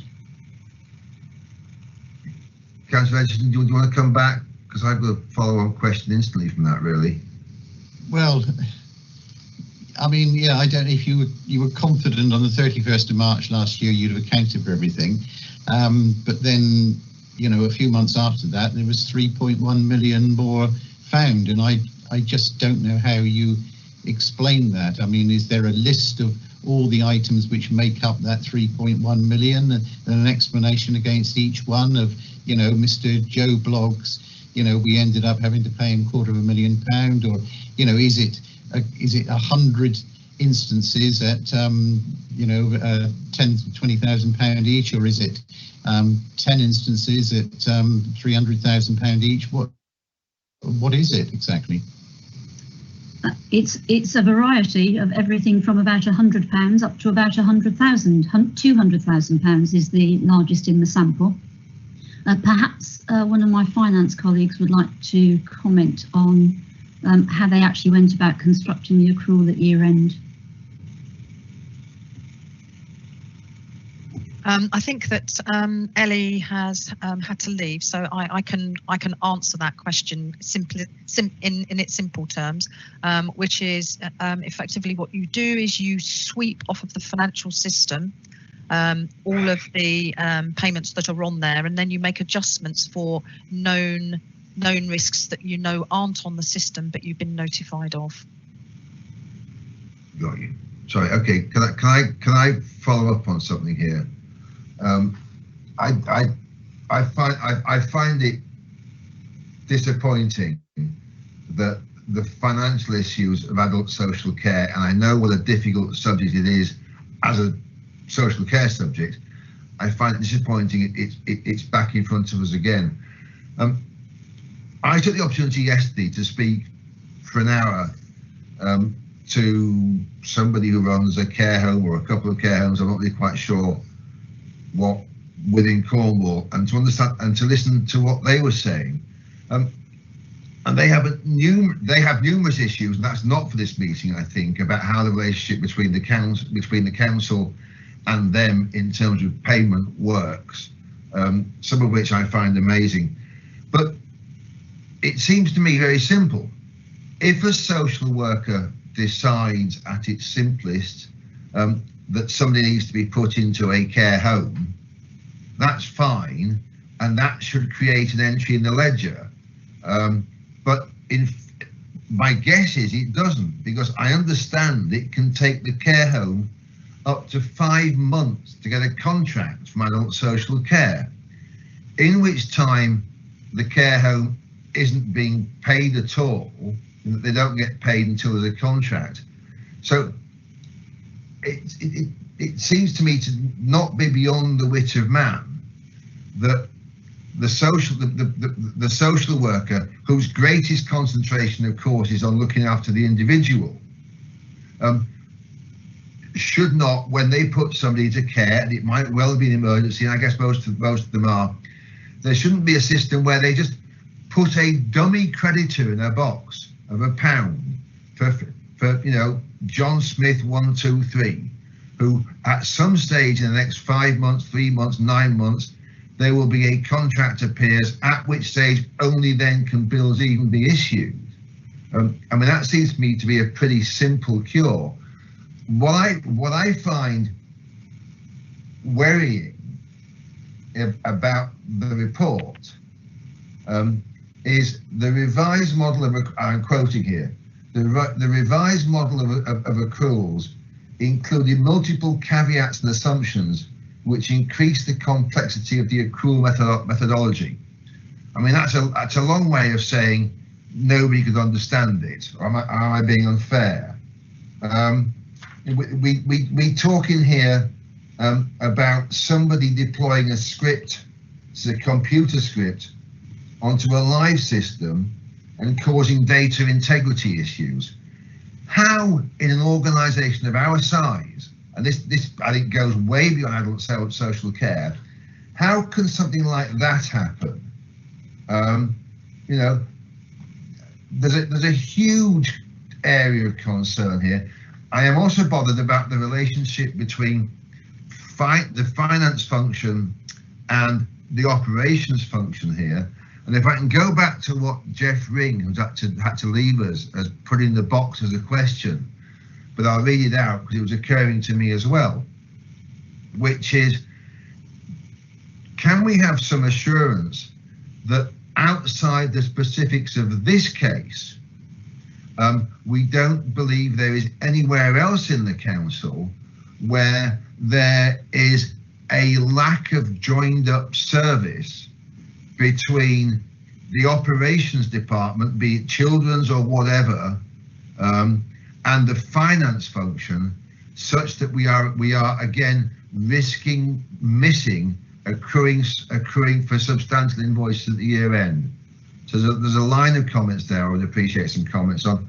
But the main one is, I still don't understand how we can put in place a new accrual system which included multiple caveats and assumptions, which increased the complexity of the accrual methodology, and in the end we got nowhere with it.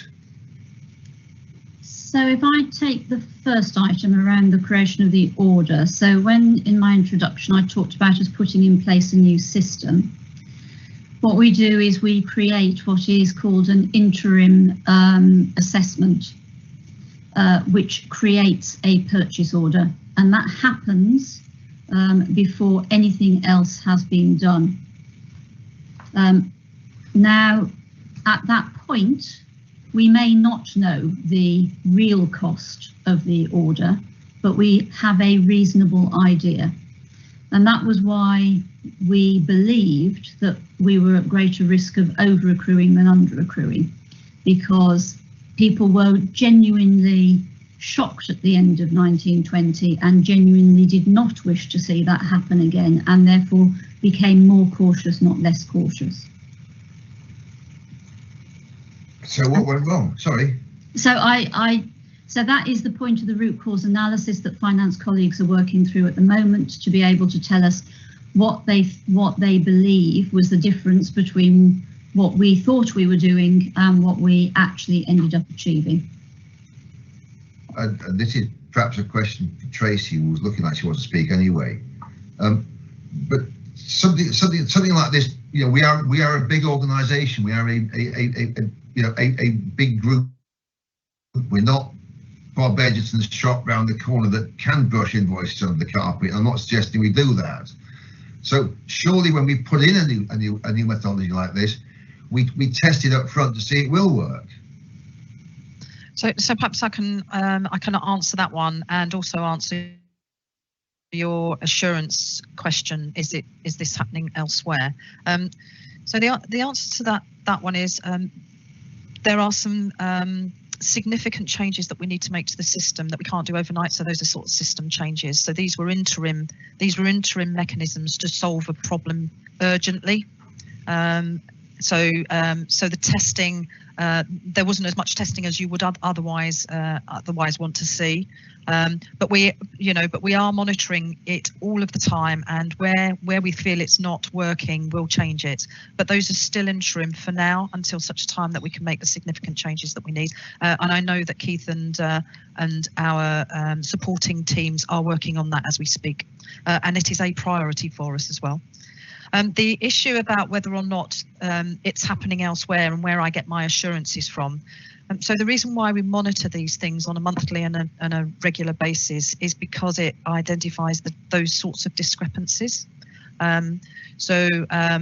would say that the reason why this discrepancy was found was because of those monitoring processes. We do that right the way across the board, and we are not seeing the same level of discrepancy. Otherwise, we would see a similar level of discrepancy between what we think we're going to spend in budgeted terms and what we actually spend in actual terms. So those discrepancies I can't see elsewhere through our monitoring processes. Right, thank you. I think you've answered some of the questions. I mean, there is still this pending question about how on earth somebody can put a new script into a system, on a live system, without testing it and cause data damage. That just seems to be an internal control problem. I think it was it was done really quickly to try and resolve a really big issue, and sometimes that happens if you don't test. There's a bit of a learning point there. Even if it is that important, we ought to be testing. Yes, I think that was my point. Yeah, no, I agree. But you are happy that this overall problem of not accruing sufficiently for invoices is very much limited to adult social care. Yeah, it's the way that the packages of care are put together, which are complex. And don't forget, this is £200 million worth of expenditure here, which is that's the total of the adult social care expenditure. So it's a big area as well. So it's complex by that. Yeah, I appreciate the amounts. I would like at a separate stage to have a look at how the whole system works, because having spoke to this care home provider yesterday, my understanding based on my conversation with them was that delays and whatever in terms of getting them money were all one-sided, but that's a separate subject. So if the committee have finished, I've got a hand up from Councillor Taylor, unless anybody else on the committee has got something to say. Councillor Desmond is waving at me. Councillor Desmond, in brief. Jordan as well. Just before me was Barry, Councillor Jordan. When he's finished, I've got a very quick question. Yes, Councillor Jordan, sorry. Thank you. Yeah, I worked in adult social care up until 3 years ago, just after I was elected, and this issue was going back then because the company I worked for hadn't been paid for over a year. I think most of that's been resolved. But what my concern is, these are the same with the Saints Trail, very, very complex issues. And can we be assured that in future the portfolio holders are at the meetings, because they're quite responsible for this as well? And have they been updated as this has happened? Do they know about this now or last month or the month before and have not reported it to Cabinet or the Council? So I can absolutely assure you that we have briefed members after the report was received. It hasn't been reported to Cabinet because it comes here. However, this is not. This is absolutely about the running of the department, and for that I take responsibility. Right, sorry, can I just jump in there? When you say you've briefed members, has this gone to your, I forget which one it is, to your scrutiny committee? No, because it comes here before we would have that conversation. Right. So when you say you've briefed members, you've briefed the portfolio holder, yeah? Yes, as Councillor Jordan asked, we've briefed the Cabinet member. Thank you. Okay. Thank you. Councillor Desmond? Yeah, let me start by saying that I have no question at all about the work that you do in the adult social care sector, and I think that you should be commended for the societal value that you do contribute to our communities. So, having said that, it's clear that there are some management issues, and I wonder if you could help me with this. Perhaps the Section 151 officer might be able to deal with this. It seems to me there is a mismatch between the financial management and financial controls.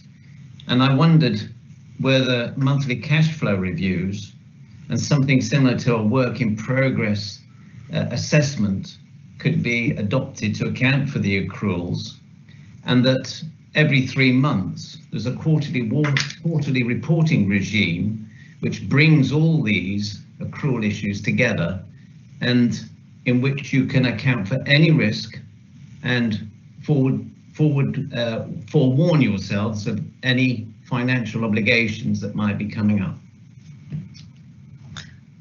Thank you, Councillor Desmond. I can answer that from a corporate perspective, which is that the quarterly monitoring, the monthly monitoring reports that we do does exactly that.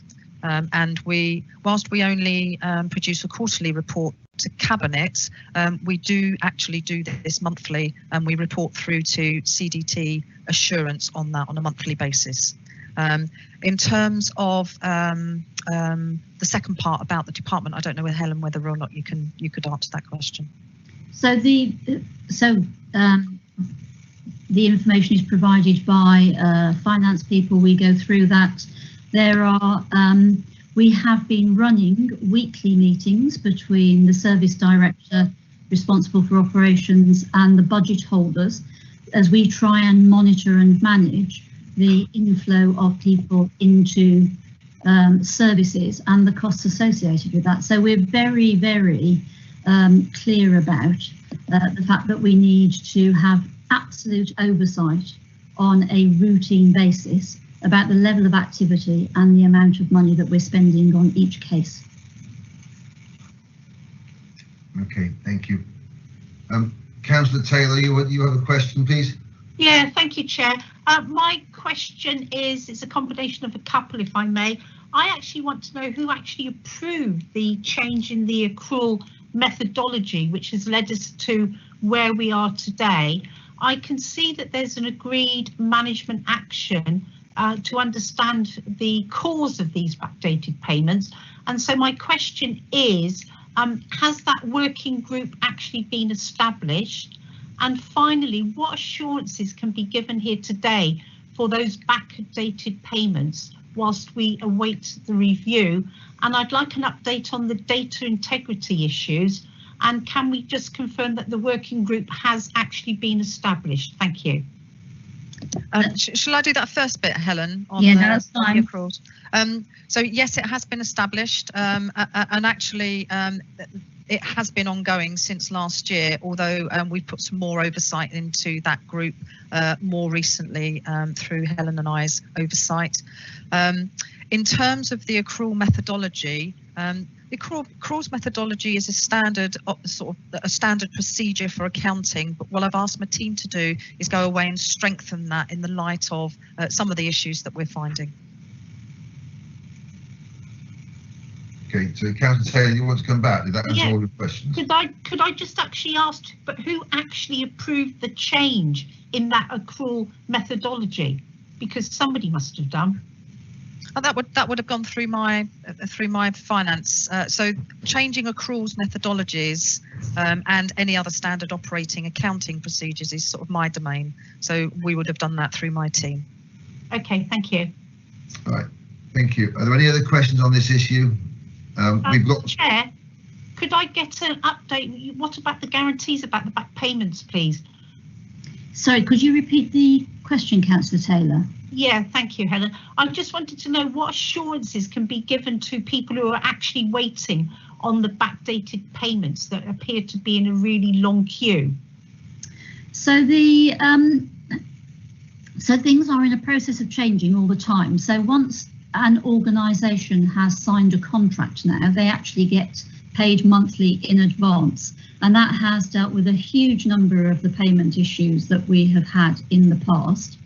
In respect to the backdated payments, When they come in, because they're not accrued for, there is a process of checking to make sure that they are, it's something that we owe. And then that is paid through the system on a monthly payment run, I think it is. All right. So thank you. Councillor Taylor, you're on mute, so I presume you finished. I think we've probably exhausted this area. I wouldn't mind a separate look at it. I think there's a number of questions to be asked about it, but not in this meeting. We have the management actions piece from Holly to look at. Just before we go on to that, I'm very conscious of time. We might just make this work. We've got recommendations on these 2 points, and I wouldn't mind just discussing them now while they're fresh in our minds. And I would like to suggest, and we've done this before, that recommendation 1 is amended by adding the word limited. So it says the committee notes the outcomes, blah, blah, blah, and takes limited assurance from senior management representation, because in relation to the first item, Saints Trails, we have Mr. Mason's assurances, but we're not there yet. We've only got heads of terms on 7 pieces of land out of 45, I think. I think on adult social care, it's a lot clearer that we're not there yet. And on the second recommendation, I'd like to ask that both matters, and Mr. Mason said he was happy with this, come back to us within 3 months. I think that's particularly important in that we'll be into a new council in 6 months' time, and this committee could look very, very different from how it looks today, possibly a bit younger. But it would be quite useful for this committee, I think, to get one last look at these issues. And I've got crosses in the box from Councillor Kenny first, I think, and Councillor Biscoe second. So, please. Yes, I totally agree, Councillor Harris. But are you saying 3 months is next meeting or a special meeting? Or three months is next meeting. Yes, so effectively that will be outside, as you say, that will be outside this council, or will it be inside? I've looked, it just fits inside. Yeah, that's very sensible. I would happily, if you're making a proposal, I'll happily second that change. Councillor Biscoe. Chairman, I've got to say, I've listened to the discussion around both these issues very carefully, and I've been sort of part of an audit committee on various occasions on Cornwall Council, and I have to say that at no time in my experience have I seen directors or chief officers coming forward to the audit committee with both with a combination of candour and competent undertakings in order to be able to deal with the issues that have been exposed by the audit process. And I've also got to say that it has been a rarity in my view that the audit process will come up with things of this stature and with clear recommendations along the way, which is also extremely helpful. So I've got to say that I think that one of the things I would like to do is to ask members to consider whether we should actually begin to commend the systems and processes that are in place around audit and around self-analysis, corporate self-analysis, which enables us to actually be able to deal with things in what feels to me like a very timely and very competent way. So I'm going to propose that there's an addition to the recommendation, that is that we thank both the head of audit, internal audit, and the chief officers who've appeared before us today for their contributions to the meeting and for their contributions to sorting out the problems that have arisen.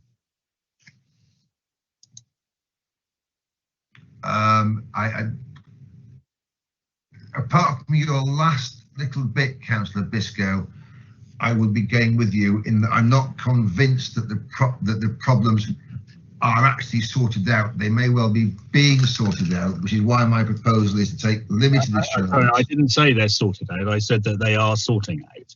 With respect, I understand that we're not at the end of the process yet, but I do think that all the chief officers have undertaken to be exposed to quite an interrogation, I think, and I think that they've come back competently and constructively throughout that process, and I think we should thank them for that, because that enables us as the audit committee to be able to do our job properly, and therefore that suggests to me that the processes and systems are working. So I would commend the people who were responsible for putting that in place and making it work, and those are the officers who've appeared in front of us today. I'm scribbling as you speak. I've got no objection. Councillor Wood, you put your hand up. I totally concur with Councillor Biscoe. I think it's only right. The officers have done a superb job today, and I think the level of knowledge they brought to us today has been exemplary. And yeah, I fully concur with Councillor Biscoe saying. Yeah. Sorry, I'm not just being honest with that. I'm not arguing with what Councillor Biscoe is saying. I'm just trying to find the right form of words. So sorry, I am really conscious that we're going to fall against the clock on this one. Just before we move on to the third part of this report, could we sort of just agree before we move on what we are going to be saying here, which is that with the first recommendation will be, we'll just put the word limited in because I don't think we can get complete assurance on these issues. The second one will be changed 6 months to 3 months. There will be a third one that perhaps Sarah can write as Holly's doing a last report, which will be effectively to thank both the internal audit team for the substance and strength of their reports, and the chief officers for coming up and providing. Sarah, find some words, please. Sensible reasons, whatever. I can't think of the right word. Explanations. Yes, Chairman, I think we've got a recommendation for you. So we would have that you commend the Head of Audit and Electoral Services for the content of the report and thank the Chief Officers for their commitment to take the necessary actions to resolve the issues raised. I would be happy with that. Right, well, we'll come back to recommendations, but there's one more part of this to deal with, which is Holly's report on agreed management actions. Holly, please. Yeah, certainly. So in Appendix 2, you'll find the information regarding the agreed management actions. Internal Audit Service has in place arrangements for both tracking the implementation of the actions and independently verifying the actions as recorded as implemented. The performance indicators as shown in terms of the corporate progress is good and in line with the annual target. Where date extensions have been requested, this is being scrutinised by myself and my team and are deemed appropriate at this time. That's all I've got to say. It's a good news story. Really, really pleased with how this has been adopted by the council. Thank you. Just the one very quick comment I would make is the way of presenting this and the way you're now monitoring it. Good afternoon. Keeps you under control. Bert, you're not muted. You are now. All right, thank you. Any questions on this? Otherwise, we can move to recommendations and then perhaps at least grab a little bit of lunch. Mr. Chairman, I've put an X in the box at 1337, sir. Councillor Fitter, I apologise profusely. I missed you. Please carry on. Yeah, please. It's just that I strongly would urge you not to insert the word limited into the recommendation, because I think that I am assured we don't, you know, I think that it would cast doubt upon our confidence in the ability of the chief officers to, in actual fact, deliver on the commitments they've made. And I've noted this committee's debate today, and I found it exceptionally interesting. And I'm reassured from the interrogation and the questions that have been asked that certainly, you know, the officers are conscious that they need to address and are addressing it. So I think it would introduce doubt into the wider community if we inserted the word limited. So, you know, I would just urge you at the end of the day, sir, if you would not put that word in, because it shows that we lack confidence. I don't think it shows lack of confidence, Councillor Fitter, but Councillor Edgerton's put his hand up as well. Yeah, I would keep the limited in. I'm perfectly happy in 3 months' time for us to pat all these people on the back and say, brilliant, you've sorted it all out. You know, they've given us assurances they will sort it out, but I think we should save the praise for when they have sorted it out. You know, hopefully they will, but I'm happy with the limited. We need to put a marker down to say that, you know, millions of pounds adrift on accounts, you know, is a serious issue, which they hope that they will address. So at the moment, we've only got limited assurance. The full assurance will come when the job is done, you know, when they pass the finishing line, not when they're approaching the home straight and thinking, oh, we're going to do it all right. So I would say keep limited in. Thank you. Councillor Kenny? Yes, I tend to agree. I've had a lot of reassurance, but we are asking for a 3-month report, so that's a justification for that. I think the point that Bert was also making was it does show that we have a very open and honest and good assessment process that is working. Yeah. Okay. So on that basis, Councillor Fitter, you know, we'll go to the vote, but I hope it's clear that, you know, and both Councillors Kenny and Edgerton have made this point. You know, we are asking these people to come back in 3 months to give us more assurance. Therefore, the logic chopping, we can only get limited assurance today. But absent any other comments, if we can now go to a vote on the recommendations, Sarah, if you want to just run through them again to make sure we know where we are. Yes, Councillor Harris, Sarah Goodall, Democratic Services. So members, just to confirm, the recommendations are as set out on page 123 of your report. You would like to add the word limited. So the first recommendation will read that the committee notes the outcomes from the internal audit reviews of the Saints Trails and adult social care accruals and backdated payments, and takes limited assurance from senior management representation on the actions being taken to improve the control and risk environment. That the committee requests a further update on the implementation of agreed management actions regarding Saints Trails and adult social care accruals and backdated payments within 3 months. That the committee notes the progress being made by management in implementing the agreed management actions arising from internal audit reviews. And then a further recommendation, which is that the committee commends the head of audit and electoral services for the content of the report and thanks strategic directors for their commitment to resolve the issues raised in the report.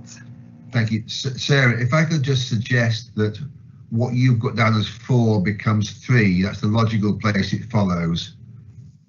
So the existing 3 becomes 4. Yes, that's fine, Chairman. Okay. Absent any comments, may I have a proposal, please? Councillor Harris, you've already proposed this, and Councillor Kenny has already seconded it. Well, thank you so much. I'm glad you know what I'm doing. I obviously don't. In that case, can we go to the vote? Yes, certainly. Members, I'll call you by roll call by name. If you could state if you are for, against, or abstaining on the proposal. Councillor Biscoe.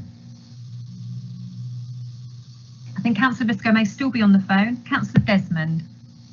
For. Councillor Edgerton. For. Councillor Ecclesmith. For. Councillor Fitter. Abstain. Councillor Harris. For.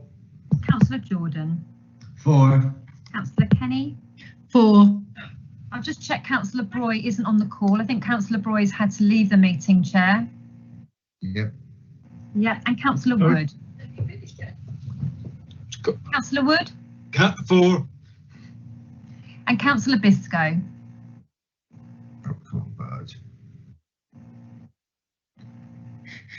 Councillor Biscoe, are you on the call? Chair, I think if it's okay with you, that vote has been passed. 1, 2, 3, 4, 7 votes for, 1 abstention and a no vote from Councillor Biscoe. That's fine, thank you. Now, if I can just check, we've got internal audit strategy and audit charter, counter fraud update, COVID strategic risks update.